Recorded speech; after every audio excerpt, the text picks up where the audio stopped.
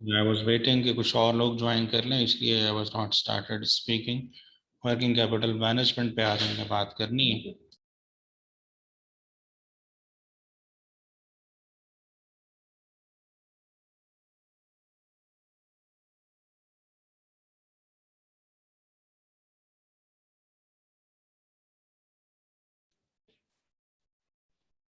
Ji, before starting the discussion on working capital management, I just wanted to ask, अगर आपका कोई सवाल है। कल कैपिटल बजटिंग के हवाले से बात हुई थी, अगर आपके जहन में कोई सवाल की बात आप पूछना चाहते हैं तो यू मे आस्क।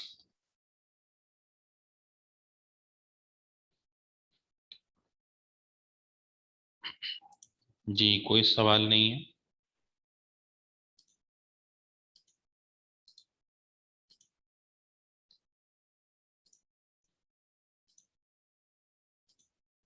नहीं है सर। That's great. इसका मतलब तो ये है कि आप अल्हम्दुलिल्लाह सारे लोग पहले से ही सारी चीज़ों को बड़ा अच्छा जानते हैं। सर ये पेपर में ना सर थोड़ा ये थ्योरी पोर्शन जो होता है, हम्म। इससे इससे मेरा ये पेपर रह गया था सर। एक्चुअली मैं सेकंड अटेम्प्ट की तैयारी कर रहा हूँ। तो जो थ्योरी के जो क्वेश्चन थे ना सर एमटीक्यूज में और चंद एमसीक्यूज में, उनमें मसला हो गया था। तो उनके लिए अगर कोई बुक रिकमेंड्स कर दें या आपके पास कोई नोट्स हैं तो वो अगर शेयर कर दें तो आपकी बड़ी मेहरबानी रहेगी एम सर। सी क्यूज की बात कर रहे हैं आप? एमसीक्यूज की भी सर, और एमटीक्यूज में भी छः में से चार तो थ्योरी के क्वेश्चन आते हैं सर। जी जी, ठीक है। चलो, ठीक है जी, बताते हैं आपको वो भी चीज़।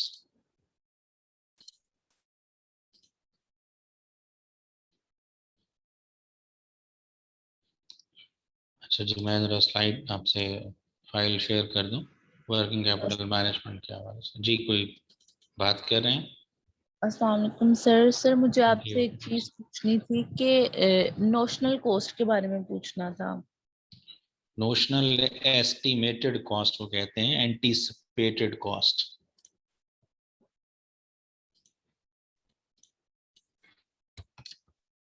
आप अब किस कॉन्टेक्स्ट में पूछ रहे हो वो बता दो तो मैं मजीद एलाबोरेट कर देता हूँ। सर मैं रेलेवेंट कॉस्टिंग के हवाले से पूछ रही हूँ कि ठीक है, नोशनल कॉस्ट चलो। रेलेवेंट होती है देखिए, या कब जी रेलेवेंट होती है कब रेलेवेंट नहीं होती है डिसीजन मेकिंग में। जी, ठीक है। इनफैक्ट जब डिसीजन मेकिंग के हवाले से बात करते हैं तो रेलेवेंट कॉस्ट वो वाली कॉस्ट होती है विच फेसेस अ चेंज। चेंज से मुराद पॉजिटिव भी है, नेगेटिव भी है, या उसमें इंक्रीज हो या डिक्रीज हो, ऐसी कॉस्ट को सिर्फ हम रेलेवेंट कॉस्ट कहते हैं। और रेलेवेंट कॉस्ट के अंदर जो पहली बात आती है वो आम तौर पे उसे आप जो आउट ऑफ पॉकेट कॉस्ट है उसकी बात की जाती है। नंबर वन, वो कॉस्ट जो आपको इनकर करना पड़ रही है वो रेलेवेंट कॉस्ट कहलाती है। दूसरी रेलेवेंट कॉस्ट के अंदर अपॉर्चुनिटी कॉस्ट है। इनफैक्ट वो आउट ऑफ पॉकेट कॉस्ट तो नहीं है, लेकिन that loss will have to be borne by you for making that particular option, या उस ऑप्शन को चूज करने के लिए उस नुकसान का आपको सामना, रेवेन्यू लॉस का सामना करना पड़ सकता है, राइट। तो ये जो नोशनल कॉस्ट, अच्छा चलें, वो दूसरी अपॉर्चुनिटी कॉस्ट है, वो भी रेलेवेंट है for making the same. Notional cost है मुराद आमतौर पे ये डिक्शनरी मीनिंग भी अगर आप इसका देखें तो इमेजिनरी या स्पेकुलेटिव या पोटेंशियल कॉस्ट है जो कि इनकर हो सकती है। अच्छा, अब अगर ये कुछ कॉस्ट इनकर हो सकती है तो ये उस सिनेरियो के अकॉर्डिंगली देखा जाएगा कि अगर वो काम करने की वजह से वो श्योर है कि वो कॉस्ट इनकर होने जा रही है तो फिर आप उसको इंक्लूड करेंगे और रेलेवेंट कॉस्ट होगी। लेकिन अगर वो इमेजिनरी फर्जी कॉस्ट है तो फिर उसको डिसीजंस के अंदर आमतौर पर शामिल नहीं किया जाता। नोशनल से मुराद एंटीसिपेटेड या जो इमेजिनरी या फर्जी तरह की कॉस्ट है उसको जिक्र किया जाता है। इसको और अपॉर्चुनिटी कॉस्ट को आप अलहदा अलहदा रखेंगे। अगर अपॉर्चुनिटी कॉस्ट रेलेवेंट है, इसका हरगिज़ मतलब नहीं है कि ये भी रेलेवेंट है। अपॉर्चुनिटी कॉस्ट तो वो कॉस्ट नहीं है, इनफैक्ट ये वो पैसे हैं जो कि आप अर्न कर सकते थे और आपको लूज करने पड़े हैं बाय मेकिंग दैट चॉइस। इसलिए उसको आप डिसीजन मेकिंग से रेलेवेंट कहते हैं, but notional cause is not relevant because it is imaginary, फर्जी कि ये हो सकता है। एग्जैक्टली उसकी अमाउंट भी आइडेंटिफाइड शायद उस तरह से नहीं हो। ठीक है सर अगर मैं एक सिनेरियो दूं कि फॉर एग्जांपल एक बिल्डिंग है, जी। तो हमने उसे हमारी खुद की बिल्डिंग है, ठीक है, लेकिन हम उसे वो रेंट, अगर हमारी खुद की बिल्डिंग ना होती तो हमें रेंट पे लेनी पड़नी थी।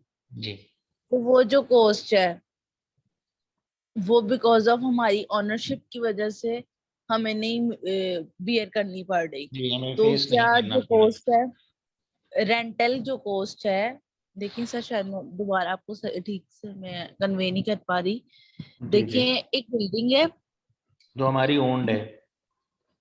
जो पहले से ओन्ड है, मुझे कोई प्रोजेक्ट मिलता है वो उसमें वो बिल्डिंग यूज होनी है। अगर ठीक है। मुझे, हाँ वो बिल्डिंग यूज होनी है, लेकिन मैंने क्या किया है कि मैंने वो मैं वो रेंट पे नहीं ले रही क्योंकि मेरे पास बिल्डिंग है।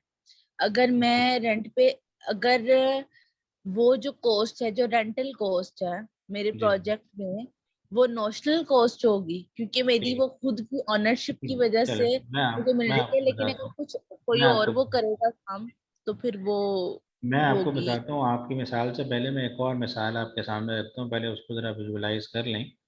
जब आप हम्म। रेलेवेंट कॉस्ट की बात कर रहे होते हैं तो आमतौर पे जो मटेरियल के हवाले से रेलेवेंट कॉस्ट है या लेबर के हवाले से रेलेवेंट कॉस्ट है वो काफ़ी डिटेल में एक्सप्लेन की जाती है। बहरहाल एक हम्म। एग्जांपल आपके सामने रखते हैं, हमें एक ऑर्डर मिला, एक स्पेशल ऑर्डर मिला, फाइन, ये चीज़ें हमें बना दें। वो चीज़ें बनाने के लिए हमारे पास जो रिसोर्सेज रिक्वायर्ड हैं वो सफिशेंटली अवेलेबल हैं, फाइन। मटेरियल ऑलरेडी हमारे पास स्टोर में पड़ा हुआ है और लेबर का टाइम भी हमारे पास अवेलेबल है। तो अगर हम मटेरियल और लेबर की यहाँ पर रेलेवेंट कॉस्ट की बात करेंगे तो जिस प्राइस पे हमने मटेरियल ख़रीदा होगा या उसकी रिप्लेसमेंट कॉस्ट, कि अगर इस मटेरियल को रिप्लेस किया जाए, ये यूज़ हो जाएगा, इसकी जगह पे और लेना लेना पड़ेगा, तो वो जो रिप्लेसमेंट कॉस्ट है वो रेलेवेंट होगी, फाइन। लेकिन अगर सूरत हाल ये हो कि मटेरियल हमारे पास जितना पड़ा हुआ है वो सिर्फ और सिर्फ इतना है या मार्केट से भी इतना ही मिल सकता है कि जो ऑलरेडी हमारा प्रोडक्शन प्लान चल रहा है, जो ऑलरेडी हमारी डिफरेंट गुड्स की प्रोडक्शन चल रही है, उसको मीट कर सकते हैं। तो इसका मतलब अगर आप इस ऑर्डर को पूरा करना चाहते हैं जो आपको स्पेशल मिला है, इस ऑर्डर को पूरा करने के लिए आपको दोनों में से एक काम करना पड़ेगा। क्या? पहला काम, या तो आप पुरानी प्रोडक्ट जो है उसमें से, जो पहली प्रोडक्शन करते हैं उसमें से कुछ चीज़ें ना बनाएं, ठीक है जी, उसमें से कुछ चीज़ें ना बनाएं और वहाँ से मटेरियल को स्पेयर करें, और स्पेयर करने के बाद जो ये स्पेशल ऑर्डर है उसको कंप्लीट करने के लिए वो मटेरियल यूज़ करेंगे, फाइन जी। दो बातें होगी। अब ये दो डिफरेंट बातें हैं, तो अब आप समझने की कोशिश करें कि अगर तो मटेरियल हमारे पास सफिशेंटली अवेलेबल होता तो मटेरियल की रेलेवेंट कॉस्ट शायद जो ऑलरेडी पड़ा हुआ मटेरियल है उसकी परचेज प्राइस या उसकी रिप्लेसमेंट कॉस्ट होती। लेकिन अगर आपको मटेरियल किसी और प्रोडक्शन से निकाल के इस ऑर्डर के लिए लगाना पड़ रहा है, तो जब आप पुराने जो ऑलरेडी प्रोडक्शन कर रहे थे उसको नहीं बनाएंगे तो you will have to face a loss in contribution margin by not making that product.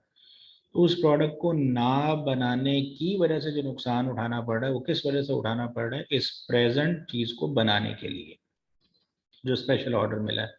तो फिर अगर रेलेवेंट कॉस्ट की बात करेंगे तो lost contribution margin opportunity cost भी रेलेवेंट बन जाएगी और वो इस मटेरियल की रेलेवेंट कॉस्ट के तौर पे ट्रीट की जाएगी। एक, अगर जैसे आपने मिसाल दी है, इस मिसाल की तरफ लिंक किया जाए, बिल्डिंग ऑलरेडी अवेलेबल है और बिल्डिंग सरप्लस है, हमारे पास सरप्लस फैसिलिटी है और हमने कोई नया प्रोजेक्ट शुरू करना है, उस नए प्रोजेक्ट की कॉस्टिंग कर रहे हैं, तो जो ऑलरेडी बिल्डिंग सरप्लस अवेलेबल अगर आप उसी को यूज़ कर रहे हैं तो इसका मतलब एज सच कोई आपको एक्सेसिव कॉस्ट फेस नहीं करना पड़ेगी, और एक्सेसिव फेस नहीं करना पड़ेगी तो ये कॉस्ट, अगर ये आपकी बिल्डिंग है तो भी, अगर रेंटेड बिल्डिंग है तो भी, अगर सरप्लस है तो कोई एक्सेसिव रेंट या एक्सेसिव कॉस्ट नहीं फेस करना पड़े तो वो रेलेवेंट नहीं होगी फॉर मेकिंग दैट डिसीजन। आपने तो मिसाल दी कि हमारी बिल्डिंग अपनी है, ओन्ड है, फाइन। अगर ओन्ड बिल्डिंग है और सरप्लस फैसिलिटी अवेलेबल है, सरप्लस जगह अवेलेबल है, जो नया प्रोजेक्ट ऑप्ट करने जा रहे हैं, उस नए प्रोजेक्ट के अंदर जब रेलेवेंट कॉस्ट वगैरह की बात करेंगे तो उस रेलेवेंट कॉस्ट के अंदर ये रेंट जो है, जो आपने अभी अवेलेबल तो पे ही नहीं किया, वो क्यों शामिल नहीं हो पा रहा? कि सरप्लस अवेलेबल है, नंबर वन, जगह सरप्लस अवेलेबल थी तो आपने उस प्रोजेक्ट के लिए भी वही जगह इस्तेमाल करी। लेकिन व्हाट इफ जगह सरप्लस अवेलेबल नहीं है? अगर जगह सरप्लस अवेलेबल नहीं है और आप एक नए प्रोजेक्ट के लिए इसी जगह को इस्तेमाल कर रहे हैं, तो इसी जगह को इस्तेमाल करने के लिए you may have to send some of your business facility outside. आप किसी और बिल्डिंग के अंदर उनको शिफ्ट करेंगे और वहाँ पे उसका रेंट देंगे, तो टेक्निकली वो रेंट इस प्रोजेक्ट के लिए रेलेवेंट कॉस्ट बन जाएगा। अगर सरप्लस जगह है तो कोई भी कॉस्ट रेलेवेंट नहीं है उसके अंदर से, और अगर सरप्लस नहीं है और आप किसी और की जगह वकेट करके उसको रेंट पे बेच के इस प्रोजेक्ट के लिए इस्तेमाल करें तो वो वाला रेंट रेलेवेंट हो जाएगा।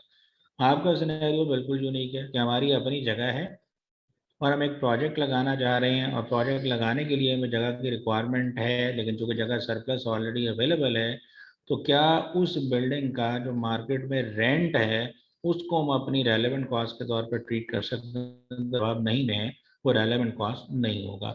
हरगिज इसका मतलब नहीं है, यानी ये तो ये भी हो सकता है कि अगर हमारा कंपेटिटर इस तरह की बिल्डिंग बिजनेस कर रहा है तो जितना वो रेंट पे करता है, हम ये समझे कि अगर हम ये काम कर रहे हैं इस काम के लिए हमें भी इतना रेंट देना पड़ेगा। ये इमेजिनरी, ये फर्जी कॉस्ट है। अगेन ये आपके उस तरह से डिसीजन से रेलेवेंट कंसिडर नहीं होता।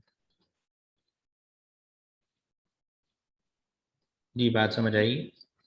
जी सर समझ आई है। ठीक है। मतलब तो ये अगर जो कॉस्ट जो मैंने एग्जांपल दी उसमें ये नोशनल कॉस्ट नहीं होगी और देखिए ये इररेलेवेंट नोशनल, जी होगी, अगर नोशनल ही लेकिन इररेलेवेंट होगी। रेलेवेंट नहीं होगी, ठीक है।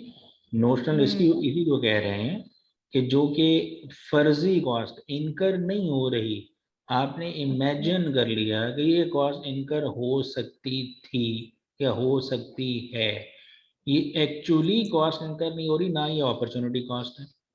देखिए सिनेरियो बन जाता है ना अपॉर्चुनिटी कॉस्ट का, कि आप वो बिल्डिंग वेकेट करवा के वहां पे ये प्रोजेक्ट शुरू करने लगे हैं। तो अगर वो बिल्डिंग वेकेट करवा के किसी और को कह रहे हैं जनाब फलां जगह पे जाके काम करें और उस बिल्डिंग का रेंट उसके लिए पे कर रहे हैं, तो टेक्निकली वो इस वजह से वो रेंट पे करना पड़ा है कि आपने ये नए प्रोजेक्ट के लिए आपको वो जगह रिक्वायर्ड है, अदरवाइज वो रेंट पे ना करना पड़ता तो वो रेंट यहाँ पे रेलेवेंट होगा। लेकिन अगर आपके पास ऑलरेडी बिल्डिंग सरप्लस कैपेसिटी के साथ अवेलेबल है एंड यू आर कंसिडरिंग कि इस प्रोजेक्ट को लगाने के लिए ये जगह सफिशेंट है, इसके बावजूद आप ये कह रहे हैं कि अगर ये बिल्डिंग हमारी अपनी है, फर्ज कर लें ये रेंट पे होती तो हमें इतना रेंट पे करना पड़ता, तो उसकी इतनी कॉस्ट होती थी, तो बिल्कुल भी एज सच डिसीजन से रेलेवेंट नहीं होगा। अगर फॉर एग्जांपल प्रोजेक्ट में हम रेंट पे ले लेते हैं तो फिर तो वो रेंट रेलेवेंट फिर ये होगी, रेलेवेंट हो जाएगी फिर इसी रेलेवेंट केस। होगा। अगर ये उस प्रोजेक्ट रेलेवेंट। के लिए हम रेंट पे ले लेते हैं तो रेलेवेंट है। अगर उस प्रोजेक्ट के लिए रेंट पे नहीं लेते बल्कि जो ऑलरेडी बिल्डिंग है उसी बिल्डिंग के अंदर ये प्रोजेक्ट चलाते हैं, लेकिन उस बिल्डिंग से कोई और फैसिलिटी अपनी उठा के बाहर रेंट पे भेज देते हैं, तो वो जो बंदा वहां से उठ के बाहर जाके रेंट पे जगह ले रहा है वो किस वजह से ले रहा है? इस प्रोजेक्ट की वजह से। तो टेक्निकली वो इस प्रोजेक्ट की रेलेवेंट कॉस्ट है, जो बाहर भेजा जा रहा है उसके लिए रेलेवेंट नहीं। समझ आ रही जी बात? यस सर समझ आ गई। जी दैट्स करेक्ट। अच्छा थैंक यू देखिए, सर। कोई और सवाल है तो पूछ लीजिए। चलो। तो अच्छा जी, मैंने जी जी जी बोले बोले। शॉर्ट नहीं शॉर्ट टर्म तो कर लिया था सर। कैपिटल रेशनिंग का था कि अच्छा कल जी ठीक। मैंने लेक्चर सर अपने कल मैंने अटेंड नहीं किया था लेक्चर, तो आपने ठीक, कैपिटल रेशनिंग करवाया था चलिए वो अगर कल तो। शायद हमने उस तरह डिस्कस नहीं किया, मैं अभी इलेबोरेट कर देता हूँ। कैपिटल राशनिंग कहते हैं लिमिटेशन ऑफ फंड्स को, पैसे लिमिटेड है। देखिए दुनिया हम्म। के अंदर अगर नेट प्रेजेंट वैल्यू वगैरह वाले की बात करें तो हमने कहा था कि जीरो या पॉजिटिव एनपीवी है तो प्रोजेक्ट एक्सेप्टेबल है। फर्ज कर लेंगे सारे के सारे प्रोजेक्ट्स जो हमारे सामने नजर आए हैं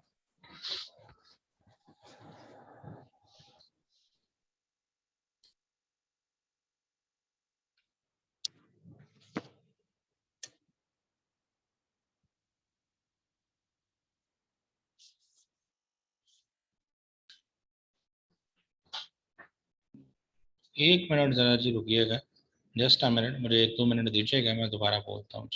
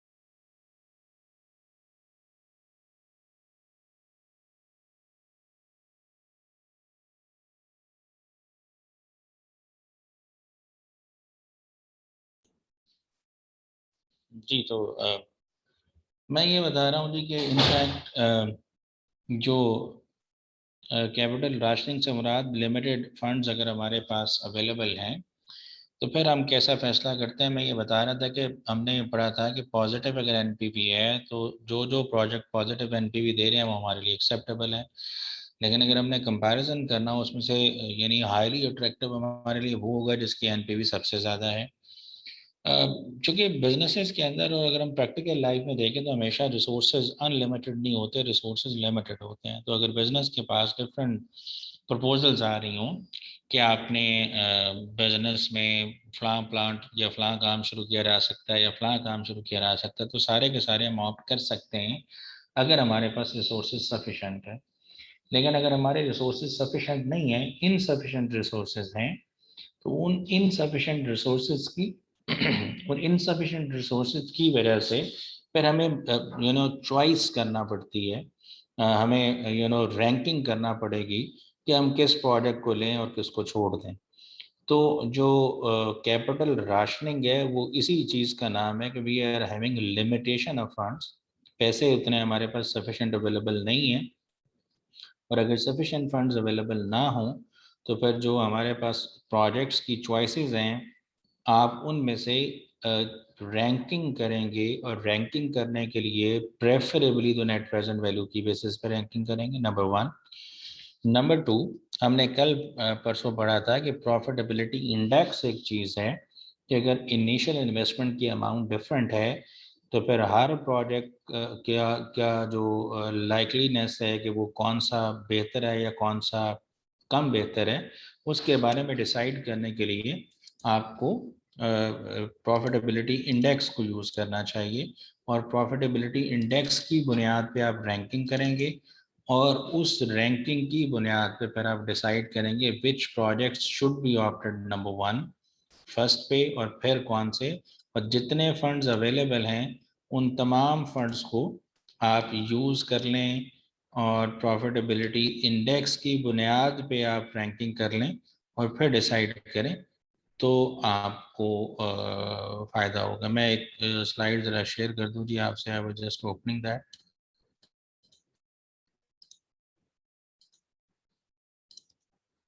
क्या नज़र आ रही है जी स्लाइड? जी सर।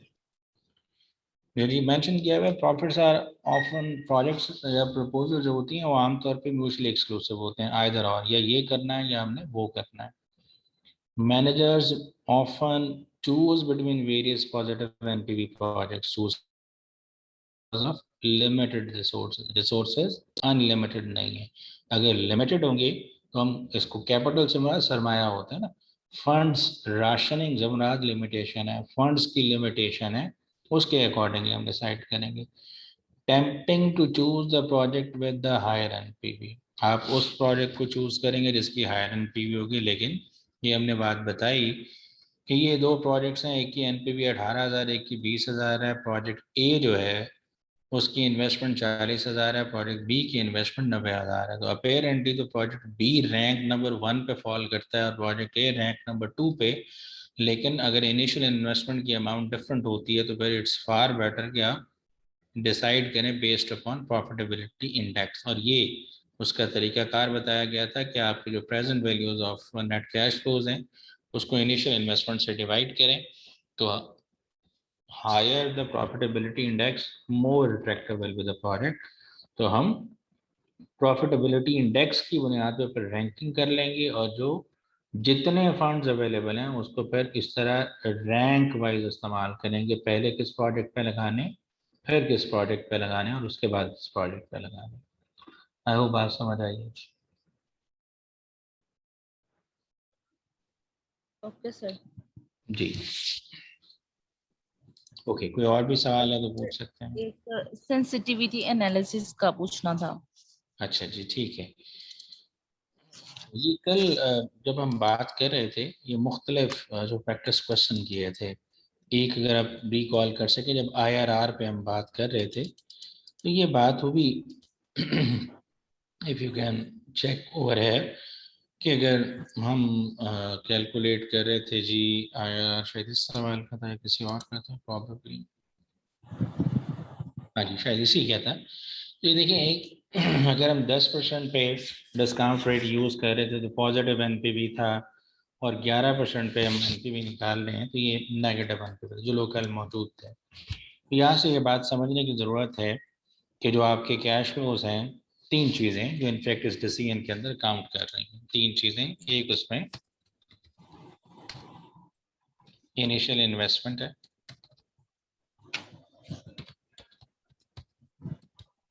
दूसरे कैश फ्लोज हैं, और जो तीसरी चीज़ है वो डिस्काउंट रेट है जिसे हम कॉस्ट ऑफ कैपिटल कह रहे हैं। ठीक है, ये तीन चीज़ें हैं जो इनफैक्ट हमें बिजनेस के अंदर कैपिटल बजटिंग डिसीजन करने के अंदर रिक्वायर्ड है।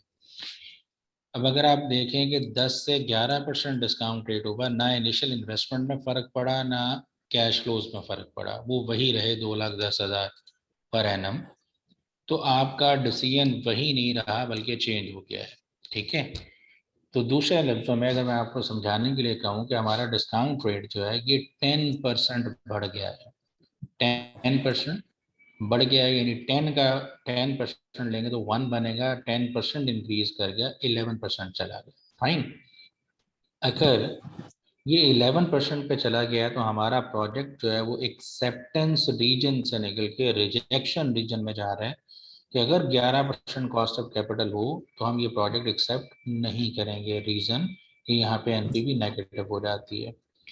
सो अगर यही सिनेरियो हमारी इनिशियल इन्वेस्टमेंट के साथ हो, यानी मैं फ़र्ज़ कर रहा हूँ कि इनिशियल इन्वेस्टमेंट हमारी 9 लाख की बजाय 10% बढ़ जाए, तो 10% अगर ये बढ़े तो 9 लाख जमा कितना हो जाएगा, 90,000। तो 9,90,000 अगर आपकी इन्वेस्टमेंट हो तो देखिए प्रोजेक्ट की NPV नेगेटिव में चली गई है, लेकिन ज़्यादा नेगेटिव में चली गई है। सो अगर मैं दो चीज़ें अभी आपके सामने रख के पूछूं कि आपके इनिशियल इन्वेस्टमेंट में 10% चेंज या आपके कॉस्ट ऑफ कैपिटल में 10% का चेंज अपवर्ड, दोनों में अपवर्ड चेंज क्या आपके कॉस्ट ऑफ कैपिटल में या डिस्काउंट इसमें इनिशियल इन्वेस्टमेंट के अंदर 10% अपवर्ड चेंज आने से आपके NPV पे किसकी वजह से ज़्यादा इफेक्ट आ रहा है, किस में चेंज की वजह से ज़्यादा इफेक्ट आ रहा है, बताएंगे? डिस्काउंट रेट में चेंज की वजह से ज़्यादा इफेक्ट आ रहा है या आपकी इनिशियल इन्वेस्टमेंट चेंज करने की वजह से ज़्यादा इफेक्ट आ रहा है, बताएंगे जी? आपके सामने है कैलकुलेशन। सर इनिशियल इन्वेस्टमेंट में ज्यादा चेंज इनिशियल करने इन्वेस्ट, अगर मैं आपसे कहूँ कि आपका प्रोजेक्ट सेंसिटिव है या ज़्यादा सेंसिटिव है, is more sensitive to change in initial investment, अगर आपकी इनिशियल कॉस्ट चेंज हो गई, इनिशियल इन्वेस्टमेंट में चेंज आ गया, तो आपका प्रोजेक्ट पे ज्यादा इम्पैक्ट आएगा। Your project is more sensitive to the changes in initial investment as compare to change in discount rate. बात समझ तो नहीं आ रही? यस सर, आ रही है। ठीक है, अगर इसी तरह वो कैश फ्लोज की बात करें तो सेंसिटिविटी एनालिसिस से मुराद अब चेंज एक खास परसेंटेज से आप चेंज करके देखिए तीनों वेरिएबल्स के अंदर, मतलब इनिशियल इन्वेस्टमेंट भी किया जा सकता है, कैश फ्लो में भी, डिस्काउंट रेट में भी।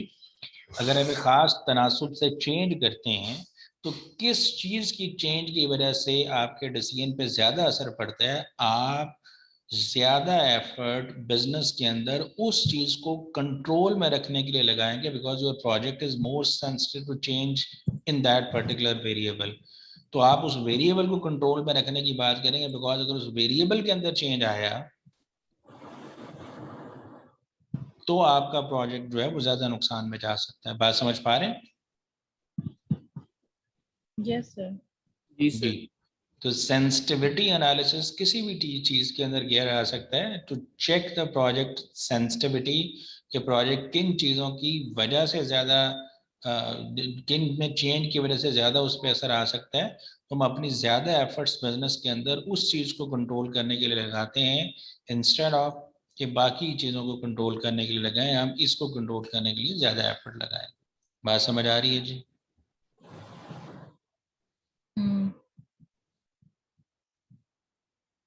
जी सर। चले, कोई और सवाल है तो पूछ सकते हैं जी।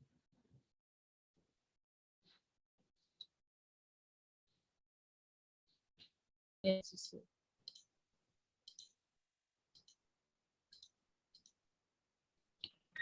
चलिए, ये वर्किंग कैपिटल मैनेजमेंट के हवाले से बात करते हैं। ये अब आपके सामने है सिचुएशन, ये एक चीज़ नज़र आ रही है। पहले ज़रा इस चीज़ को, आपने मेरे से ज़्यादा बैलेंस शीट्स माशाल्लाह बनाई हुई हैं। तो आपने देखा है कि बैलेंस शीट के अंदर एसेट्स और लायबिलिटीज़ होते हैं, और इसके दो कंपोनेंट्स हैं। एक करंट एसेट्स हैं, एक नॉन करंट एसेट्स हैं, ऐसे ही होता है। और एक करंट लायबिलिटीज़ हैं और एक लॉन्ग टर्म या नॉन करंट लायबिलिटीज़ हैं, और फिर इक्विटी होती है। तो टेक्निकली इक्विटी और जो नॉन करंट लायबिलिटीज़ हैं, दोनों लॉन्ग टर्म लायबिलिटीज़ हैं, ऐसे ही है जी? जी सर। यस। ठीक, चले। आपने कुछ रेशोज पढ़ी हुई हैं बिजनेसेस के हवाले से, फाइनेंशियल एनालिसिस जब करते हैं तो एक रेशो कैलकुलेट की जाती है जिसे करंट रेशो कहते हैं। बता सकते हैं करंट रेशो क्या होती है, और what should be the current ratio for the business?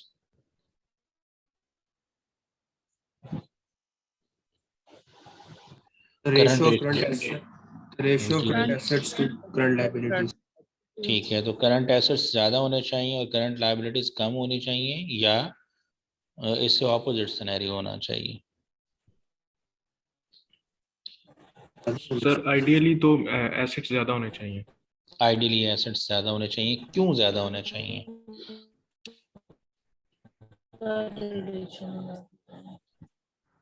Sir, to pay back liabilities.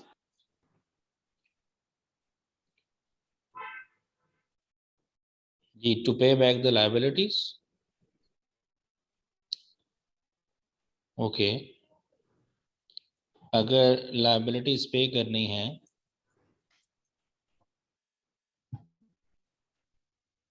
Just a minute, मैं एक चीज़ खोलना चाह रहा था तो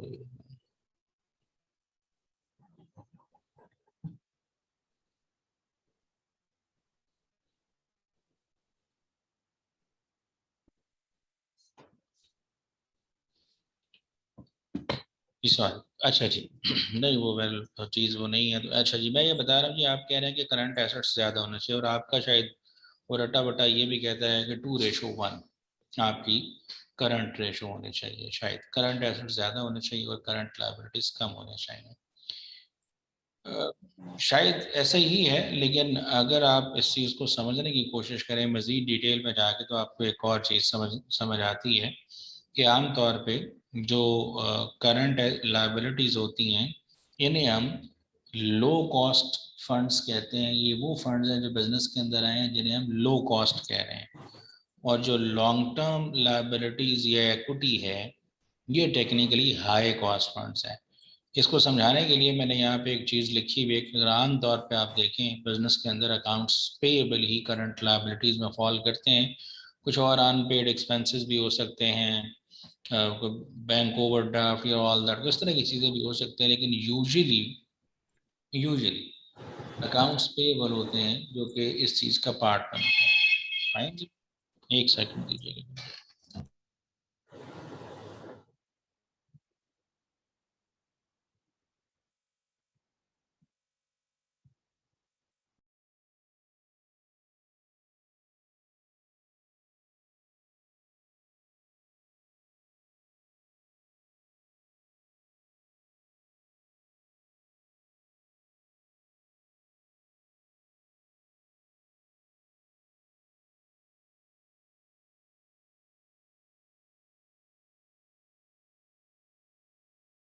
जी स्क्रीन विजिबल है, ये स्क्रीन नहीं नजर आ रही? सर नहीं, अभी नहीं नजर आ रही। अच्छा जी, चले अब आ रही है। जी सर। अच्छा चले, मैं ये बता रहा था जनाब कि आमतौर पे करंट लायबिलिटीज के अंदर जो चीज़ होती है वो अकाउंट्स पेएबल है। फाइन जी, करंट लायबिलिटीज और कोई भी लायबिलिटी नहीं है। तो अगर आप अकाउंट्स पेएबल की बात करें तो क्या आप उनको कोई इंटरेस्ट वगैरह पे करते हैं? जिनसे चीज़ें आप उधार लेते हैं, क्या आप उनके उसके बदले में कोई इंटरेस्ट वगैरह पे करते हैं? तो जवाब नहीं में मिलेगा। लेकिन अगर आप लॉन्ग टर्म लायबिलिटीज यानी लॉन्ग टर्म बैंक से लोन लेते हैं, या जो शेयर होल्डर्स कंपनी को पैसा दे रहे हैं, इक्विटी प्रोवाइडर्स, वो तो कंपनी से उसके बदले में रिटर्न लेते हैं। जैसे शेयर होल्डर है तो वो जो भी प्रॉफिट है टेक्निकली बिलोंग्स टू हिम। और अगर बैंकों से लोन लेते हैं लॉन्ग टर्म पर्पस के लिए तो उस पर भी अच्छी खासी इंटरेस्ट कॉस्ट होती है। तो इसीलिए मैंने पहले कहा कि जो करंट लायबिलिटीज हैं आमतौर पे उन्हें हम लो कॉस्ट फंड्स कहते हैं। इसमें ओवरड्राफ्ट भी आ सकता है, अगर ओवरड्राफ्ट भी हो तो उस पर कोई इतना लंबा चौड़ा इंटरेस्ट नहीं होता।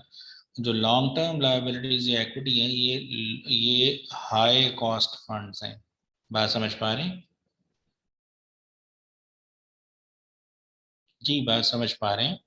Yes sir. जी जी ओके। सर। और अगर एसेट्स में जाके देखें तो करंट और नॉन करंट एसेट्स हैं, और करंट एसेट्स में आमतौर पे कैश, इन्वेंट्री या रिसीवेबल्स होते हैं। फाइन। तो जो एसेट्स हैं वो बिजनेस में इसलिए रिसोर्सेज को पुट किया जाता है कि आप वहाँ से जनरेट करें, कुछ रेवेन्यू जनरेट करें, रिटर्न जनरेट करें। तो जो करंट एसेट्स हैं बिजनेस के अंदर, they are called as low return assets. जो नॉन करंट एसेट्स हैं, they are called as high return assets. मसलन आप अगर पैसा कैश की फॉर्म में अपने पास रख छोड़ेंगे तो क्या आपको उस पर कोई रिटर्न मिलेगा? तो जवाब नहीं में है। इन्वेंट्री आप बेच के रिटर्न कमाएंगे और रिसीवेबल्स बेच के रिटर्न कमाएंगे, लेकिन ये इन्वेंट्री बननी किस चीज़ पे है? प्रोडक्शन प्लांट पे। वो नॉन करंट एसेट आपका।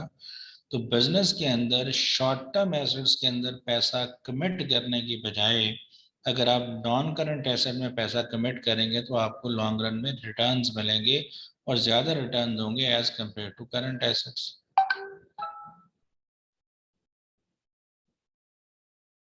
जी बात समझ आ रही है?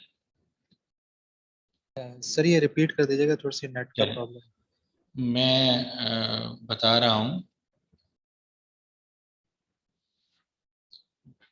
जी मैं ये बता रहा हूँ कि जो करंट एसेट्स होते हैं वो लो रिटर्न एसेट्स हैं, जबकि नॉन करंट एसेट्स जो होते हैं बिजनेसेस के अंदर वो हाई रिटर्न एसेट्स होते हैं। मीन जिनसे ज़्यादा रिटर्न जनरेट होता है। अगर आपने प्लांट मशीनरी, ये सारे जो आपके एसेट्स हैं, अगर आप बताएं कि इनको यूज़ करके रिटर्न ज़्यादा मिलते हैं, या जो बिजनेस के अंदर हार्ड फॉर्म में कैश पड़ा हुआ है या रिसीवेबल्स पड़े हुए हैं, उनसे आपको जाके रिटर्न ज़्यादा मिलना है, बताएंगे? बिजनेस के अंदर सर ये फायदा प्लांट्स प्लांट्स क्या? वगैरह यूज करें क्योंकि प्रोडक्शन इसका होगी मतलब आगे फिर। नॉन, अब तो मैंने तो दो चीज़ों की मिसाल दी ना, तो इसके अलावा बेतहाशा नॉन करंट एसेट प्राइमरली तो उनकी वजह से रिटर्न जनरेट होते हैं। करंट एसेट तो सिर्फ और सिर्फ सर्कल को चलाने के लिए होते हैं। इन्वेंट्री आप रखना चाहते हैं नहीं, आप तो चीज़ों को बेचना चाहते हैं, लेकिन चीज़ें बेचेंगे बनेंगी कहाँ से? बनेगी सर वो मशीन। ठीक है। तो अब आप ये समझने की कोशिश करें, इन्वेंट्री रिसीवेबल ये कोई विलिंगनेस नहीं होती बिजनेस की कि उधार चीज़ें बेची जाएं और इन्वेंट्री हम अपने पास बना के रख छोड़ें। ये तो ऐसा विलिंगनेस नहीं है, तो सर्कल चलाने के लिए, सेफ्टी के लिए हम कुछ ना कुछ रख लेते हैं। तो टेक्निकली इससे कोई रिटर्न इतना खास एक्सपेक्टेड नहीं है। जो रिटर्न मिलना है वो तो आपको नॉन करंट एसेट से मिलना है। बात समझ पा रहे हैं? हाँ जी सर, क्लियर है सर। अब आप समझने की कोशिश करिएगा। मैं जो आपके सामने करता हूँ जी, ये दोनों जो हैं, मैं इनका ज़रा कलर ग्रीन कर रहा हूँ। ये दोनों ग्रीन से मुराद ये है कि ये असल में लो रिटर्न और लो कॉस्ट हैं। ये जो रेड वाले हैं ये असल में हाई रिटर्न और हाई कॉस्ट है। अब आपने जो मिसाल मेरे सामने रखी है कि आम तौर पे रेशो जो है वो 2:1 होनी चाहिए, और ज़्यादा होने चाहिए करंट एसेट। जैसे मैंने मिसाल लिखी कि 2 लाख के करंट एसेट्स हैं और 1 लाख की करंट लायबिलिटीज हैं। फाइन। तो 2:1 बनेगा। आपने इसको रखा हुआ है इसलिए कि अगर हम अपने आप को सेफ रखना चाहते हैं, लिक्विडिटी करंट से बचना चाहते हैं कि अगर लोग हमसे अपने पैसे वापस मांगने पहुंच जाए तो we should have sufficient resources to pay them back, fine. लेकिन इससे आपने लिक्विडिटी तो बेहतर बना ली, अपने अपने सेफ्टी तो बेहतर कर ली, रिस्क से तो बच गए, लेकिन इससे आपकी प्रॉफिटेबिलिटी हिट हो रही है। कैसे? कि जो करंट एसेट्स हैं ये तो लो रिटर्न एसेट्स हैं, आपके पास सोर्सेज ऑफ फंड्स जो हैं वो ये हैं जो बैलेंस शीट में इधर लिखे नजर आ रहे हैं। Just hold.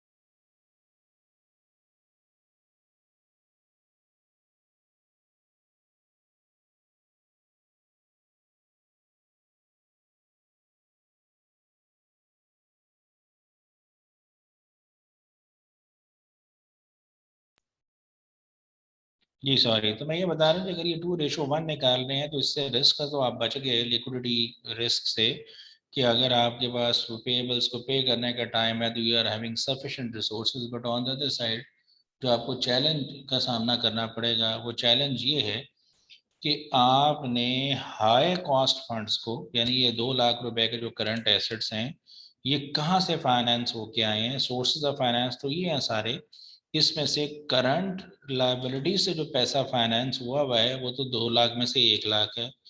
यानी इस 2 लाख में से 1 लाख आपके लो कॉस्ट फंड्स इन्वॉल्व हुए हैं, आपने हाई कॉस्ट फंड्स लेके उनको लो रिटर्न एसेट्स में इन्वेस्ट कर दिया। तो इसका मतलब आप अपनी प्रॉफिटेबिलिटी को हिट कर रहे हैं, आपकी प्रॉफिटेबिलिटी इसके मुकाबले में इसकी वजह से हिट होने जा रही है। बात समझ पा रहे हैं या नहीं समझ पा रहे? सर रिपीट कीजिएगा, समझ नहीं आई। देखिए 2 लाख रुपए के आपके करंट एसेट्स अगर रेशो बनती है 2:1, ऐसे ही है ना। इसका मतलब current assets are sufficient to pay off your current liabilities, और उसके अलावा भी आपके पास सरप्लस फंड्स अवेलेबल है। Am I right? जी सर सही है। ओके। सवाल ये है कि ये 2 लाख के एसेट्स आए किन के पैसों से आए? बिजनेस के अंदर पैसा सोर्स ऑफ फाइनेंस कौन है? या तो शॉर्ट टर्म लायबिलिटी प्रोवाइडर या लॉन्ग टर्म फंड्स प्रोवाइडर, ऐसे ही है ना। जी सर सही है। मैं ये कह रहा हूँ कि 2 लाख रुपया जिनसे आपने करंट एसेट्स खरीदे हैं ये लो रिटर्न एसेट्स हैं, इसका 1 लाख रुपया फाइनेंस हुआ है शॉर्ट टर्म लायबिलिटी से, यानी सस्ते फंड्स से सस्ते लो रिटर्न एसेट्स आपने ले लिए, कोई बुराई नहीं है। लेकिन आपने क्या किया कि 1 लाख रुपया कहाँ से लिया आपने इन एसेट्स को फाइनेंस करने के लिए? लॉन्ग टर्म लायबिलिटी से। और लॉन्ग टर्म लायबिलिटी कौन सा फंड है? High cost fund. High cost fund से पैसे पकड़े और किस में लगा दिया आपने? लो रिटर्न एसेट्स के अंदर। इससे आप रिस्क से तो बच गए, लेकिन आपकी प्रॉफिटेबिलिटी हिट हो गई, रिटर्न आपके हिट हो रहे हैं। समझ आ रही है बात या नहीं आ रही? ठीक है, यानी कि सर जो 1 लाख उधर सरप्लस है करंट एसेट में, वो ये लॉन्ग टर्म से आया है। नहीं आया कैसे, अब खुद समझे ना। बिजनेस के अंदर एसेट्स कहाँ से खरीदे जाते हैं बताएं? सर एक तो एसेट्स मतलब एक तो सर जैसे अकाउंट रिसीवेबल होते हैं वो जो हम नहीं सेल आउट अकाउंट करते रिसीवेबल नहीं मैं कह रहा, मैं हैं। अच्छा आप यानी बिजनेस कि के अंदर लाइव। सारे एसेट्स, कोई भी एसेट है, ये कौन देता है पैसे तो बिजनेस के अंदर ये एसेट्स खरीदे जाते हैं? सर या तो हम लोन लेते हैं या फिर इक्विटी, मतलब जो ये इक्विटी होती है, ऐसा ही है ना जी। सबसे पहले आप डेबिट क्रेडिट जब भी शुरू किया होगा तो आपने पढ़ा होगा कैश अकाउंट डेबिट और कैपिटल क्रेडिट, ऐसा ही है ना जी। जी सर ऐसे ही है, ऐसे तो आपने बैंक लोन ले लिया तो कैश अकाउंट डेबिट और bank loan bank credit, account. नाम हाँ ना या बता दें, ठीक है जी जी। जी जी सर ऐसे और ही, उसके ठीक है बाद सर। फिर आपने उस कैश को यूटिलाइज करना शुरू किया, आपने उसके अंदर से इन्वेंट्री भी ले ली, आपने उसके अंदर से प्लांट भी ले लिया, बिल्डिंग भी, हाँ ना बता दें। जी सर सही है सर। तो मैं ये बता रहा हूँ भाई, ये जो एसेट्स हैं बिजनेस के अंदर, ये किन के पैसों से आते हैं, सोर्सेज ऑफ फाइनेंस कौन है, या शॉर्ट टर्म लोन प्रोवाइडर हैं या लॉन्ग टर्म फंड्स प्रोवाइडर हैं, हाँ या ना बता दें। जी सर क्लियर हो। ये जो 2 लाख रुपया है, मैंने ये एरो इसीलिए लगाया है कि 2 लाख रुपए में से इनफैक्ट जो आपको फंड्स मिल रहे हैं वो 1 लाख रुपया किससे मिल रहा है, करंट लायबिलिटीज से, करंट लायबिलिटीज। और बाकी कहाँ से मिला हुआ है फिर, लॉन्ग टर्म लायबिलिटीज या हाँ इक्विटी से। तो लॉन्ग टर्म लायबिलिटीज या इक्विटी सस्ते फंड्स हैं या महंगे फंड्स हैं? जी सर सही। वो महंगे फंड्स से पैसा लेके आपने सस्ते लो रिटर्न एसेट्स में लगा दिया, रिस्क से बच गए नो डाउट। रिस्क सही। क्या था कि रेशो हमारे करंट एसेट ज्यादा होना चाहिए so that we are able to pay off current liabilities, ऐसा ही है ना।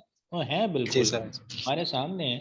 लेकिन नुकसान हमें क्या उठाना पड़ा कि हमारी प्रॉफिटेबिलिटी हिट हो रही है, महंगे पैसे लेके जिन एसेट्स में रिटर्न कम आना वहां पे लगा दिया। उसूली के तौर पे क्या होना चाहिए, महंगे पैसे लेके कहाँ पे लगाना चाहिए जहाँ पे रिटर्न ज्यादा मिले, हाँ या ना बता दें।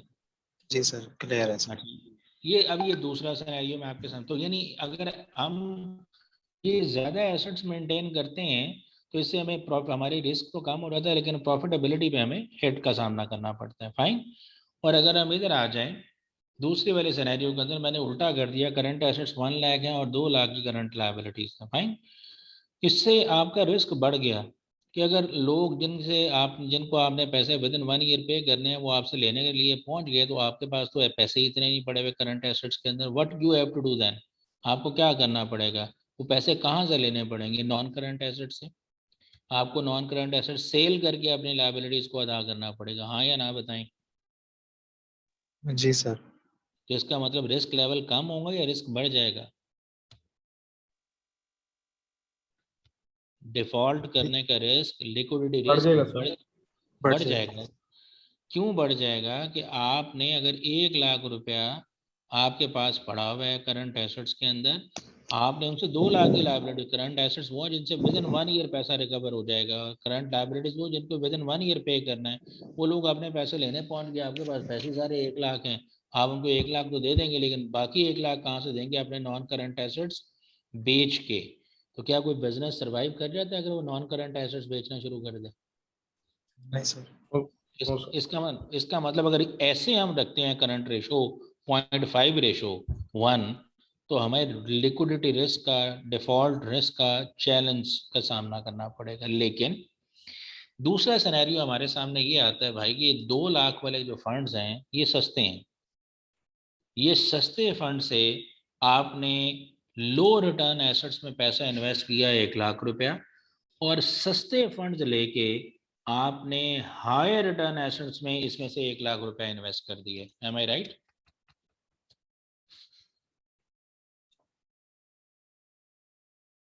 जी, वो जवाब दे दिया करे ताकि समझ जी ये आए। सारा जी प्राइस सर। है। जी, तो इसका मतलब ये हुआ कि 2 लाख अगर करंट लायबिलिटीज हैं, यानी सस्ते फंड लेके उसमें से कुछ सस्ते लो रिटर्न एसेट्स खरीदे और कुछ हमने हाई रिटर्न एसेट्स में इन्वेस्ट कर दिया।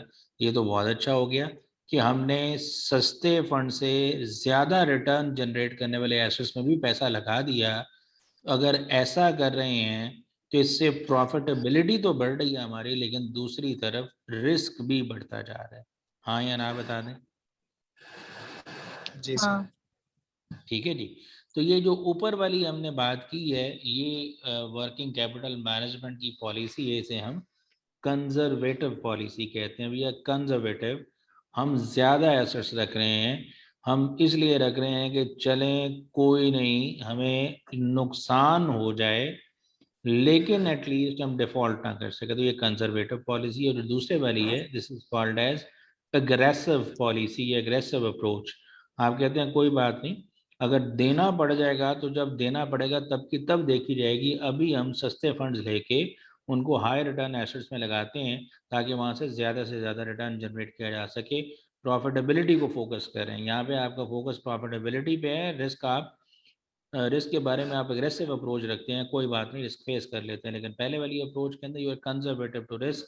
आप कहते हैं कोई बात नहीं, रिस्क कम रहना चाहिए हमारा, प्रॉफिटेबिलिटी चाहे कम हो जाए। तो ये दो अप्रोचेज हैं। इसके अलावा जो तीसरी अप्रोच जो है, जो कि जिसे हम मेच्योरिटी मैचिंग या हेजिंग अप्रोच कहते हैं, आइडियली तो यही होना चाहिए भाई, सस्ते फंड्स के साथ सस्ते लो रिटर्न एसेट्स लें और महंगे फंड्स के साथ आप नॉन करंट एसेट्स लें, यानी हाई रिटर्न एसेट्स लें। तो ये मेच्योरिटी मैचिंग अप्रोच कहते हैं या इसे हेजिंग अप्रोच कहते हैं, ये अप्रोच यूज़ की जा सकती है। तो ये मुख्तलिफ प्रैक्टिकल वर्किंग कैपिटल की पॉलिसीज़ हैं जो इदारों के अंदर ऑप्ट की जाती हैं। वर्किंग कैपिटल से मुराद ही करंट एसेट्स और करंट लायबिलिटीज़ है, वो पैसा जो बिजनेस के ऑपरेशंस को चलाने के लिए वर्क कर रहा है, उसे हम वर्किंग कैपिटल के नाम से जानते हैं। और वो करंट एसेट्स और करंट लायबिलिटीज़ पे मबनी है। और इनकी जो मैनेजमेंट की अप्रोचेज हैं, किस तरह से इदारे ऑप्ट करते हैं, प्रैक्टिस करते हैं, तो वो एग्रेसिव पॉलिसी फॉलो कर रहे हैं या वो कंजर्वेटिव पॉलिसी फॉलो कर रहे हैं, या फिर वो मेच्योरिटी मैचिंग अप्रोच यानी मिडिल का रास्ता, हेजिंग भी कहते हैं, वो फॉलो कर रहे हैं। फाइन।